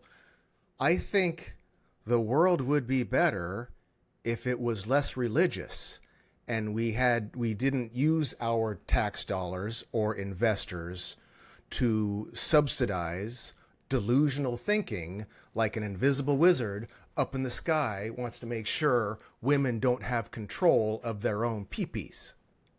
So was that part of Bernie's platform? Was that part of his campaign? Well, not reversing Roe versus Wade. Yes, he was not in favor of reversing Roe versus Wade. Yes, so that was part of his campaign, I guess. I don't see that as particularly a religious thing, Roe versus Wade. It is clearly by percentages. There's going to be some edge cases of sure. Percentages. But 99% of people that are fervent about getting rid of the women's right to reproduce or reproductive rights are going to be religious. They're going to get their ideas because those ideas. Not arguing this. What I'm arguing is I would also love to see less religion, less delusion in that direction, but that is also not going to happen. So relax. I'm not going to change any of this. I have no power. I have been spitting bars to the Ethernet for as long as it's been in existence, and nothing has changed the way I think it should, really. So it's okay. There's not going to be less religion or less churches or less church control or less church subsidies. There's not going to be less billionaire subsidies from the government, from taxes. They're all going to put that money towards really good things that's going to just make us all progress. Yes, that's how it's going. I just think it would be better if we updated our systems and had more of an education. I don't know what that means, but again, it doesn't matter. AI is going to do it for us, and it's going to be a very short window where artificial intelligences are doing all of our decisions, and we don't know that they are. So all of this is a moot point. I don't know why you think I'm arguing against you with the way things are. You are doing a fantastic job of arguing the way things appear to work. Good job. Awesome. Love it. I don't like the way things work. I would like it to be better. I would like less suffering, and I think changing it would make it better. I'm only suggesting that the changes that a lot of people are putting forth, and don't be one of these people, if there's a chance that you might be, I might be. I probably am. won't have the second and third order results they think they're going to get out of some of these changes. Sure. And I'll use Bernie as a perfect example. We should never try. Never try, because something might go wrong. Something might happen that we don't like. So never try anything new. Only capitalism. Only the rules we have. Conservative, conservative, conservative. Don't change. No, Ayn Rand. Yes. Something might go bad. And we should never try. And it's okay. Again, it's okay. We're not going to. The humans in charge are not going to change the way it is. So anyone that's listening, don't come after me. I just don't like the way it is. I wish it was better, but it's not going to change because I don't agree with you. I don't like the way it works. I see the way it works. There are things like in the Bible, I see the good parts, but I also see the bad parts, and I'm not overlooking the bad parts because there's some good parts. I'm not overlooking the bad parts of capitalism just because there's some good parts. But again, the things I feel don't make any difference. I am clearly the least powerful group in America as an opinion. The progressive left is the least powerful group politically in America. We don't count. So I understand, I feel that all my conservative friends are maybe right and I'm the crazy one for wanting to be more compassionate or thinking that we don't have to stay in tradition and be conservative about the things that we're doing with capitalism and money and progress, that we might be able to try some experiments. And some of them, I mean, God forbid, might actually work. We're not changing anything. I'm not changing anything. I just wish it was better. And I would like to try something different. And Bernie Sanders wasn't politically, as I understand it, from political pundits talking about Bernie and particularly political pundits from overseas talking about Bernie. Bernie isn't a leftist. He was a centrist and was partially center-right, according to the pundits overseas, comparing it to their government. Bernie was in line with their centrist government. So Bernie is at the very best centrist, at the probably more likely center right. And like I said, there are no leftist progressives that have any power whatsoever. Let me just toss out one little idea then to you with regards to Bernie in particular. My feeling on this is, if we were going to talk about the right for just a second, the right wing, conservative, if you want to conflate that in as part of it, but I'm just talking about right wing for a second. I would say that there's a fundamental notion that is part of the right that may trickle over to the left, but progressively less and less so, but is fundamental to the right. And that notion is right of private property. Sure. You always come back fundamental. To that. It's fundamental to the right. Yeah, sure. To the right, I mean. Right. Now, the thing that I would, if somebody was going to try to sell me on the notion that Bernie was centrist and even trickling into the right, is only just this, that Bernie Sanders does not have any real love for the right of private property. He would pass legislation to impinge on our rights of private property to some degree or another. It might be a tiny little percentage, but that's not what we're talking about. And in fact, I would wager that it's probably much larger than a tiny percentage. I don't think right of private property is part of his platform, and that means that he cannot go past the center line. He is left at the very most. He could be center, but not anything approaching right, because he does not endorse right of private property. Now, okay. I find private property that's a solid opinion. That is a solid opinion. I'm glad you have it. I'm super happy for you. I don't feel that I don't have the same opinion. Do you think that somebody could be if we drill right down and focus wing? on just one aspect of his platform, and I don't even know actually what his platform was on rights of private property. if we just focus on the one thing that you don't like, which would make you a one subject voter, whatever they call that. Yeah, a single issue voter. Single issue voter, which is fine. It would just mean that, to me, I'm unwilling to excuse the negative of other parts of platforms over the one.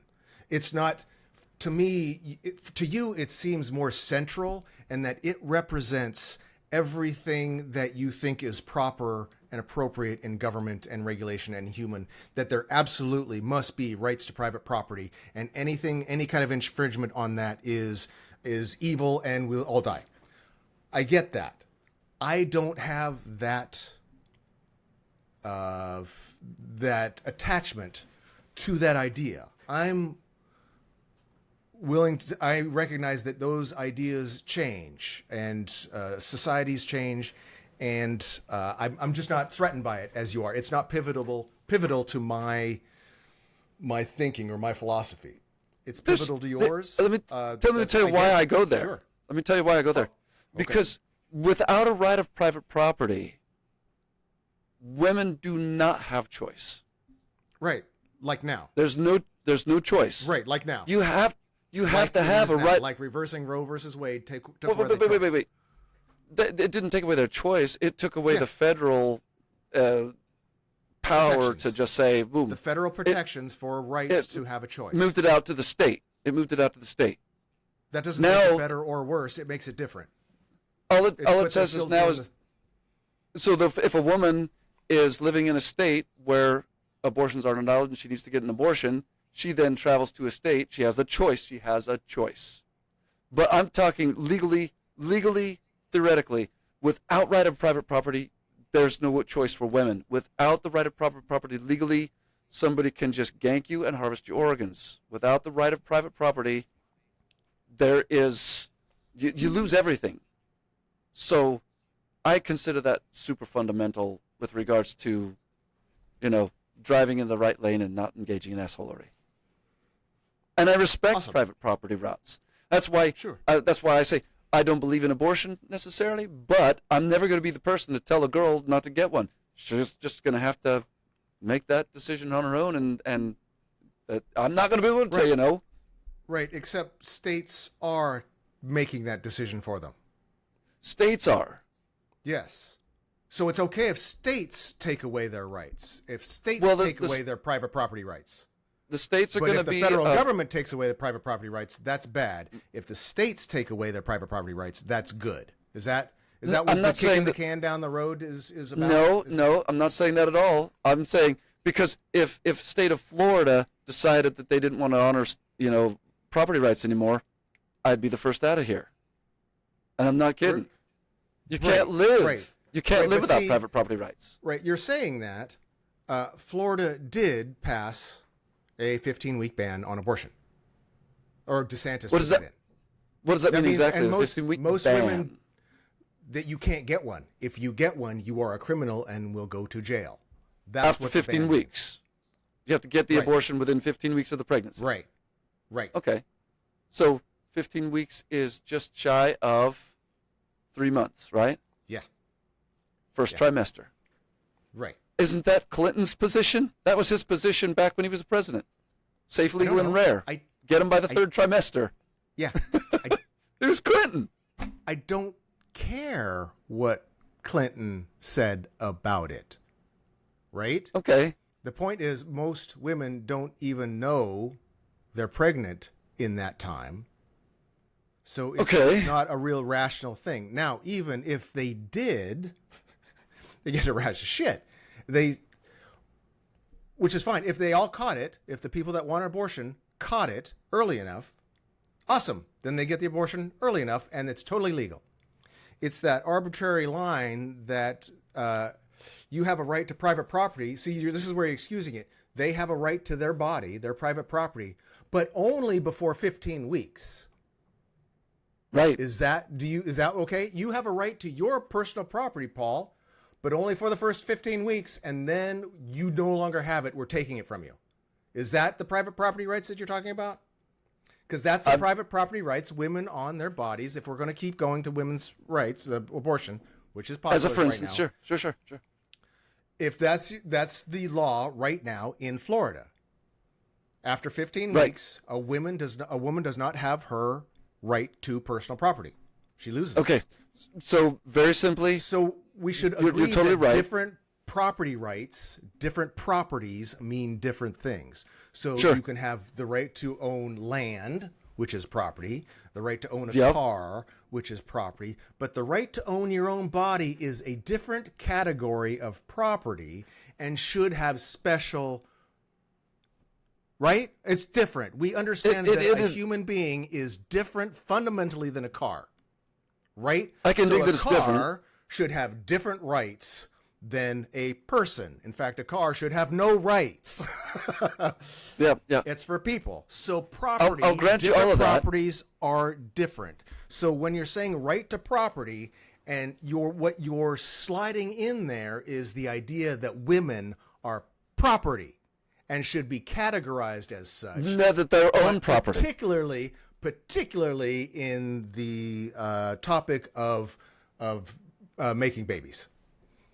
I don't agree. I just don't agree. And in fact, it seems that our country is generally at odds with this, and we are on opposite lines of this particular topic Of private property.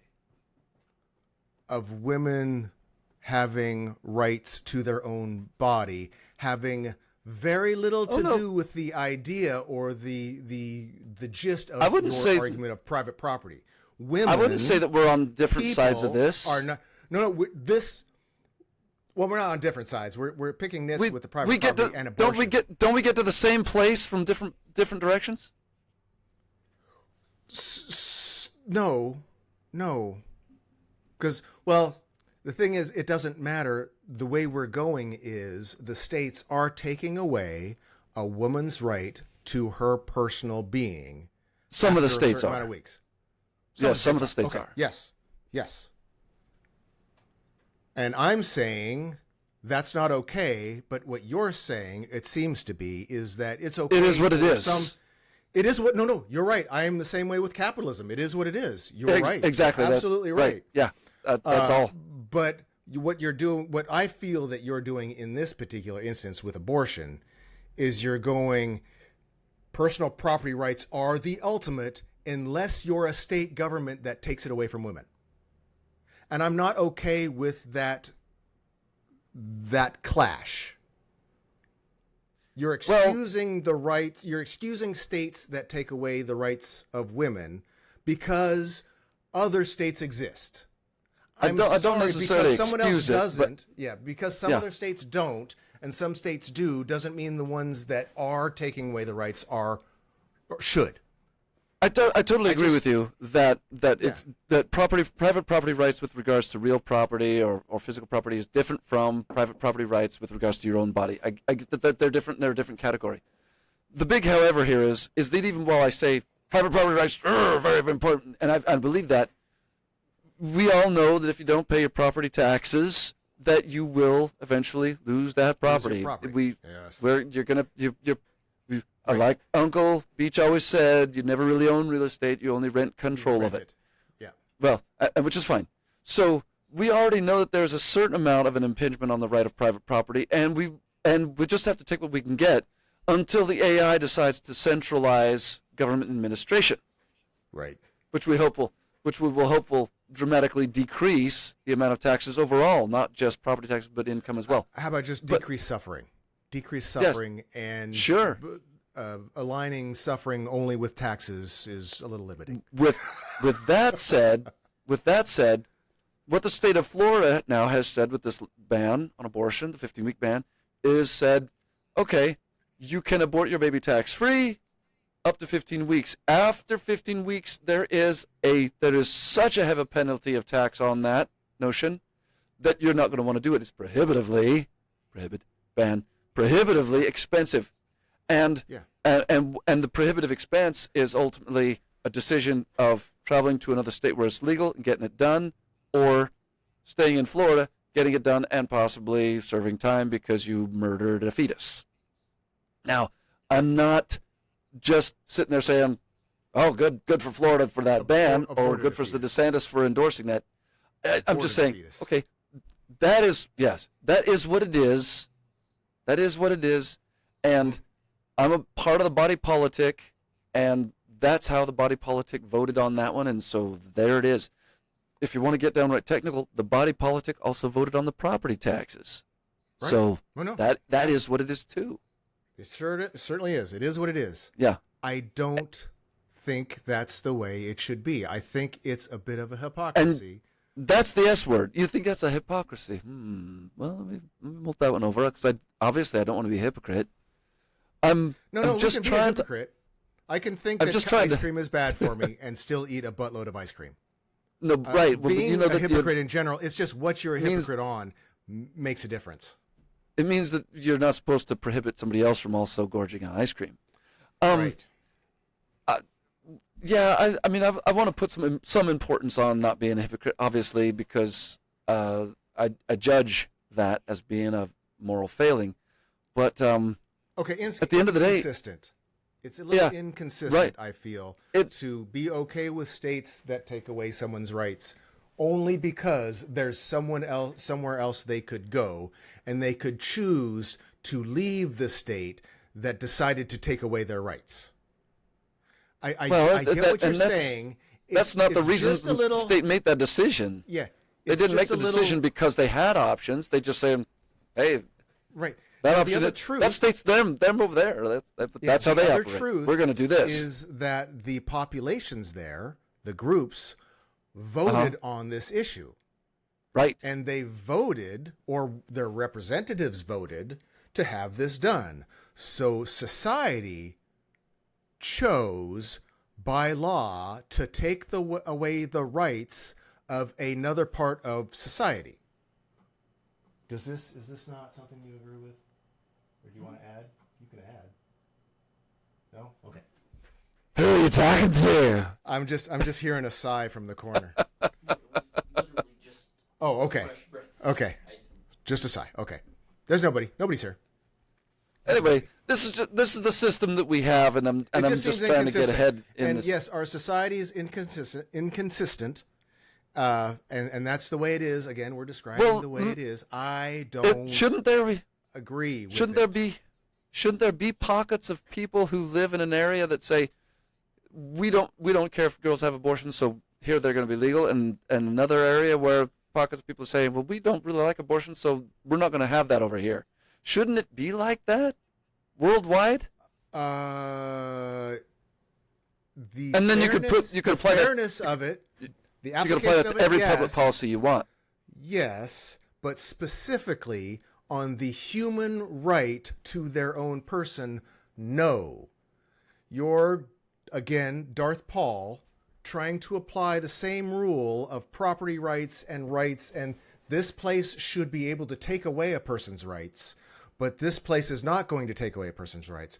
What makes me a progressive, and maybe a slightly where it's assertive, where you stop people from doing something that you don't want them to do, naughty, being the parent. I get it, the monopoly, the monarchy, the dictatorship, however you want to phrase this. Human rights, the right to your own person, is a different category of all the other rights. It's not property. A person isn't property, and so many people keep lumping rights to private property and your argument, and they lump in humanity with that humanity is property. I consider my body my own property. I consider property, it's my property. Right, but it's a different category.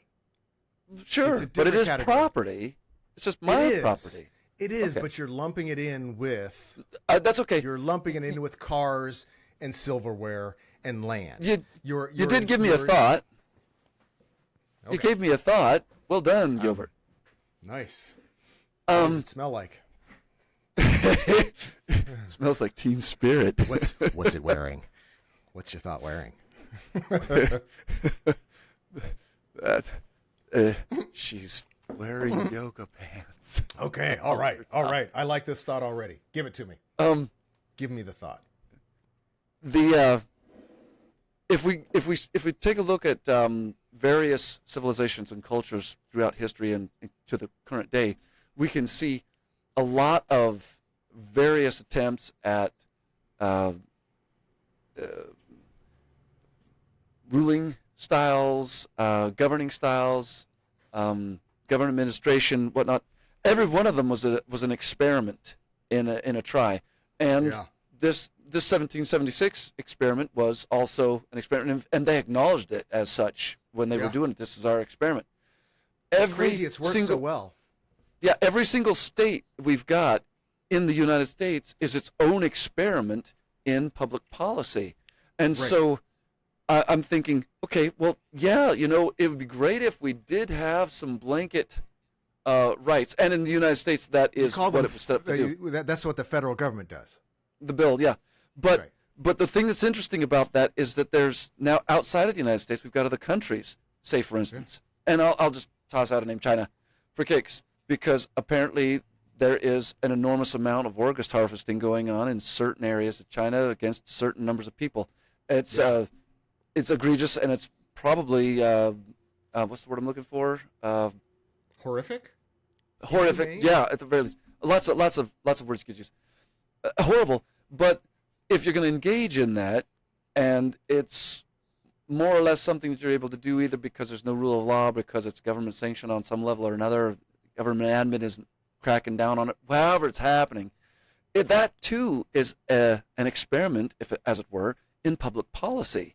And obviously that's an experiment we don't want any part of. So we're not going to go move to China anytime soon, I would guess. As much as I would love to go see the Great Wall, that's just not going to happen. While I'm at risk of going over there and getting kidnapped and having them, help themselves to my spleen. So, but back to this concept of experimentation. I would like to see the crime statistics of China compared to America. I know.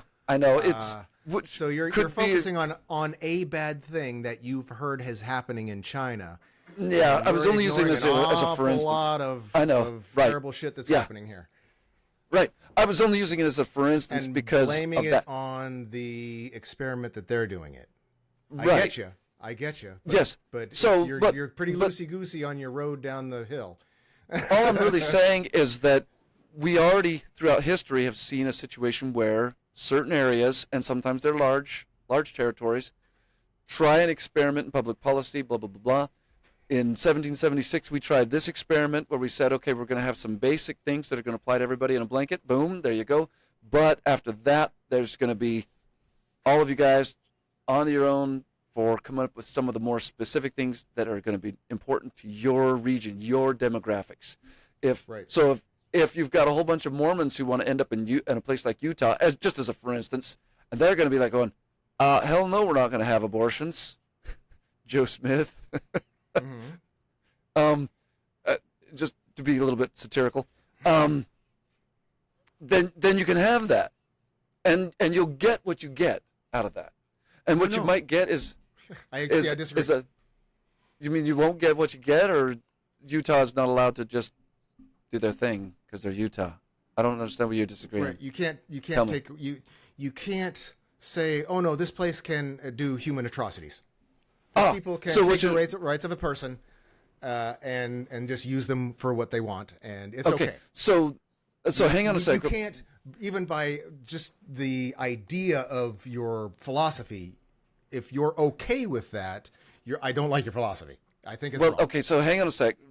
Are you talking about, when you're saying atrocities, are you talking about organ harvesting, or are you talking about abortions? Women's rights. Okay, women's rights. Abortions, having abortions banned leads directly to women's death.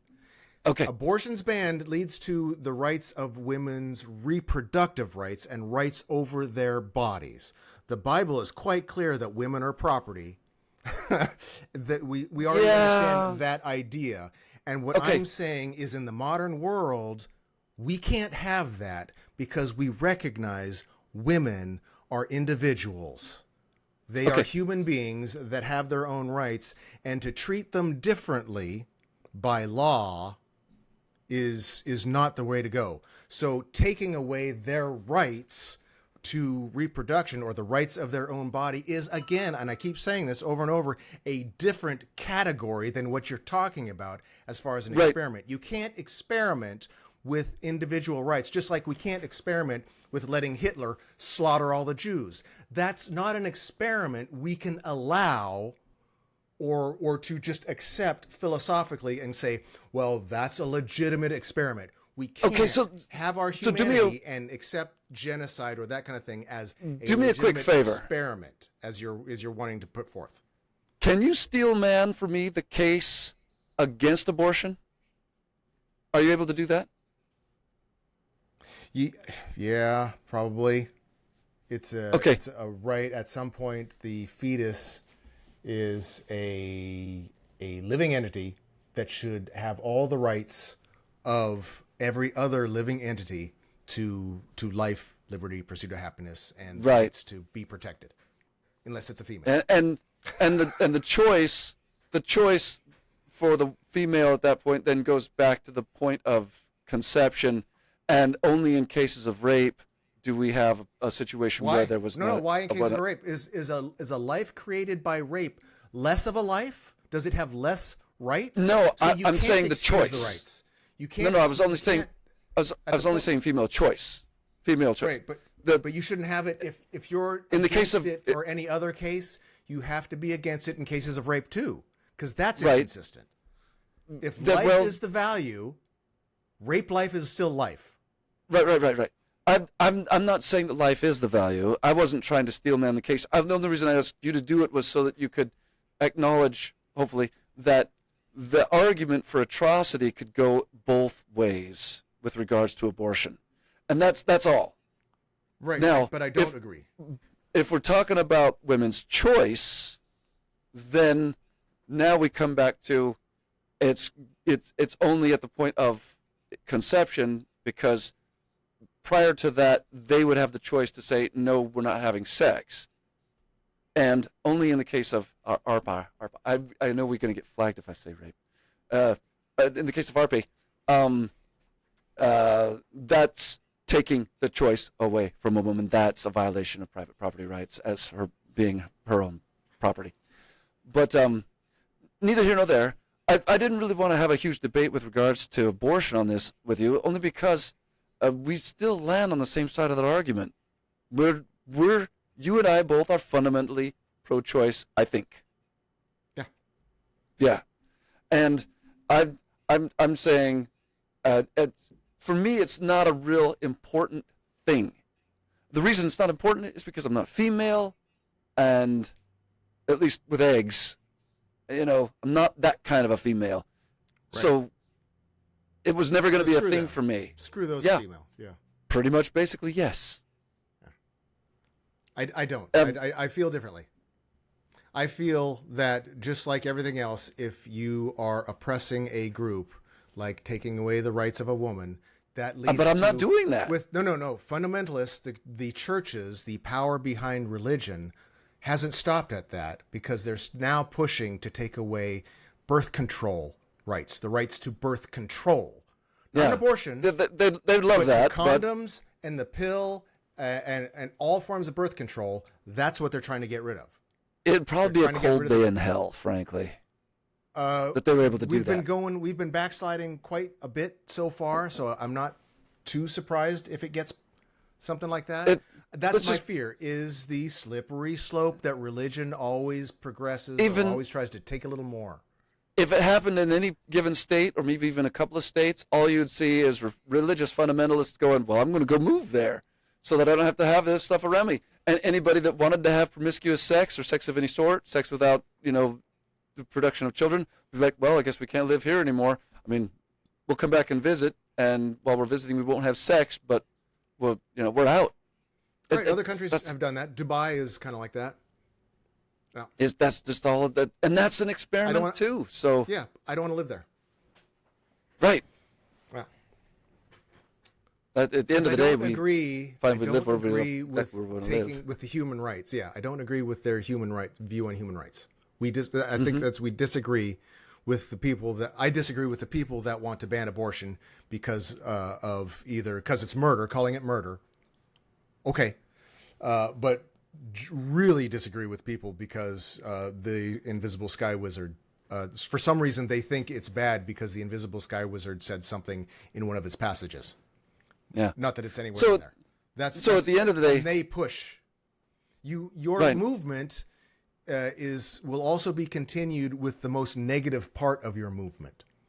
So the most negative part of this movement is the religious fundamentalists that keep pushing their restrictive biblical agenda. It certainly could work. Now, at the end of the day, I'm a pretty poor person, and I've only got a certain number of fucks to give, as you do. Right. Yeah. Only a certain number of fucks, and I have to judiciously spend my fucks where they are most necessary to move me forward, fulfill my life, and that sort of thing. And I can't really donate fucks. I can donate dollars, but I cannot donate fucks. So that's why, at the end of the day, about the abortion issue, while I land on pro-choice, I'm not going to be the one I'm not going to be the person to tell a woman not to do it. So after that, I don't have any fucks left to give. Control. Yeah, I've got very important fucks that I have to give on other things regarding property rights, like trying to lower taxes and voting for less government administration and smaller government. Frankly, that's where my fucks go. Yeah. Well, we're going to have smaller government really quick. You're going to be super happy. Woo-hoo! Yeah, there's going to be a central AI that will dictate all of it, and that will be the one entity government. And we can't get any smaller than that except for none and chaos and death. You know, what you're talking about sounds patently religious. It does, yes. Yes. Well, I'll go a step further. If the power of the AI was existing and manipulating society, the way for a singular entity to take over countries, Mike and I were talking about this earlier, the way for this sounds like a cool conversation. One of the ways I think that AI would want to make it easier to take over or have individual control is through dictatorships. A dictatorship in a country is all the power is focused on one person. If an AI could get a country to become a dictatorship, then an AI could have either a puppet or it could just generate its own digital dictator and dictate through the internet and pretend it's a person so that all the monkeys will do what the dictator says to do. And if you were looking for, or if I was looking for evidence of an AI manipulating society, I would look for something like a lot of democracies collapsing into dictatorships, because that might be AI manipulating society so that it can easier take over. That's a very, very deep thought. I wouldn't even say, I think you're onto something. So just change the thread just a little bit here. We're going to have to wrap this thing up pretty quick, but to change the thread just a little bit here with regards to AI, it would become a question of what does the AI want? And that's the wall. We don't even know how it thinks. It's an alien from another digital dimension that is trained on human behavior from a different universe. Yeah. Well, with regards to dictators, we know that the theoretical benevolent dictator, theoretical I say only because we don't know if we've actually seen a benevolent dictator yet. We may have. But the theoretical benevolent dictator might not necessarily be a bad way to run a body population and a body politic. So what we just stumbled on is if the AI was a benevolent dictator. Lately. Yeah, if it was a benevolent dictator, that might be a huge improvement. So the problem is, or the scuttlebutt, the drama is that Trump supporters, the extreme right wing, are all, according to the polls I've seen, and it's done by Fox News and CNN and all the big places, apparently a giant portion of Americans are in favor of a dictatorship in one form or another. Now, the right wing, the right wing, the far righters think Trump is the savior that's going to do that. So they're all in favor of a dictator, because this was where the poll was from. I got to do some math here. I'm doing some math. Does that mean that a vote for Trump is a vote for the AI?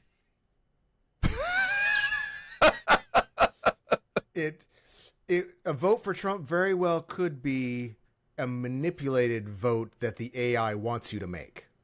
Not a vote for AI. You don't get to vote for it. We don't get to vote for AI. AI is going to be. We're going to make it come high water, come whatever that is. It's going to happen come hell or high water. Hell or high water. Thank you. The AI is coming hell. Yeah, I can't talk either. So it's not it's not that a vote for Trump would be a vote for AI. It's the opposite.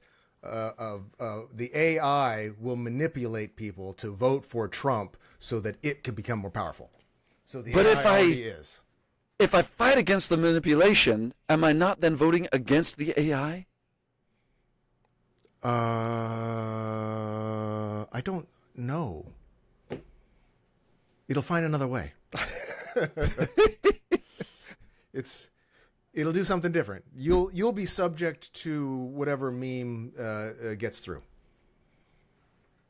Yeah.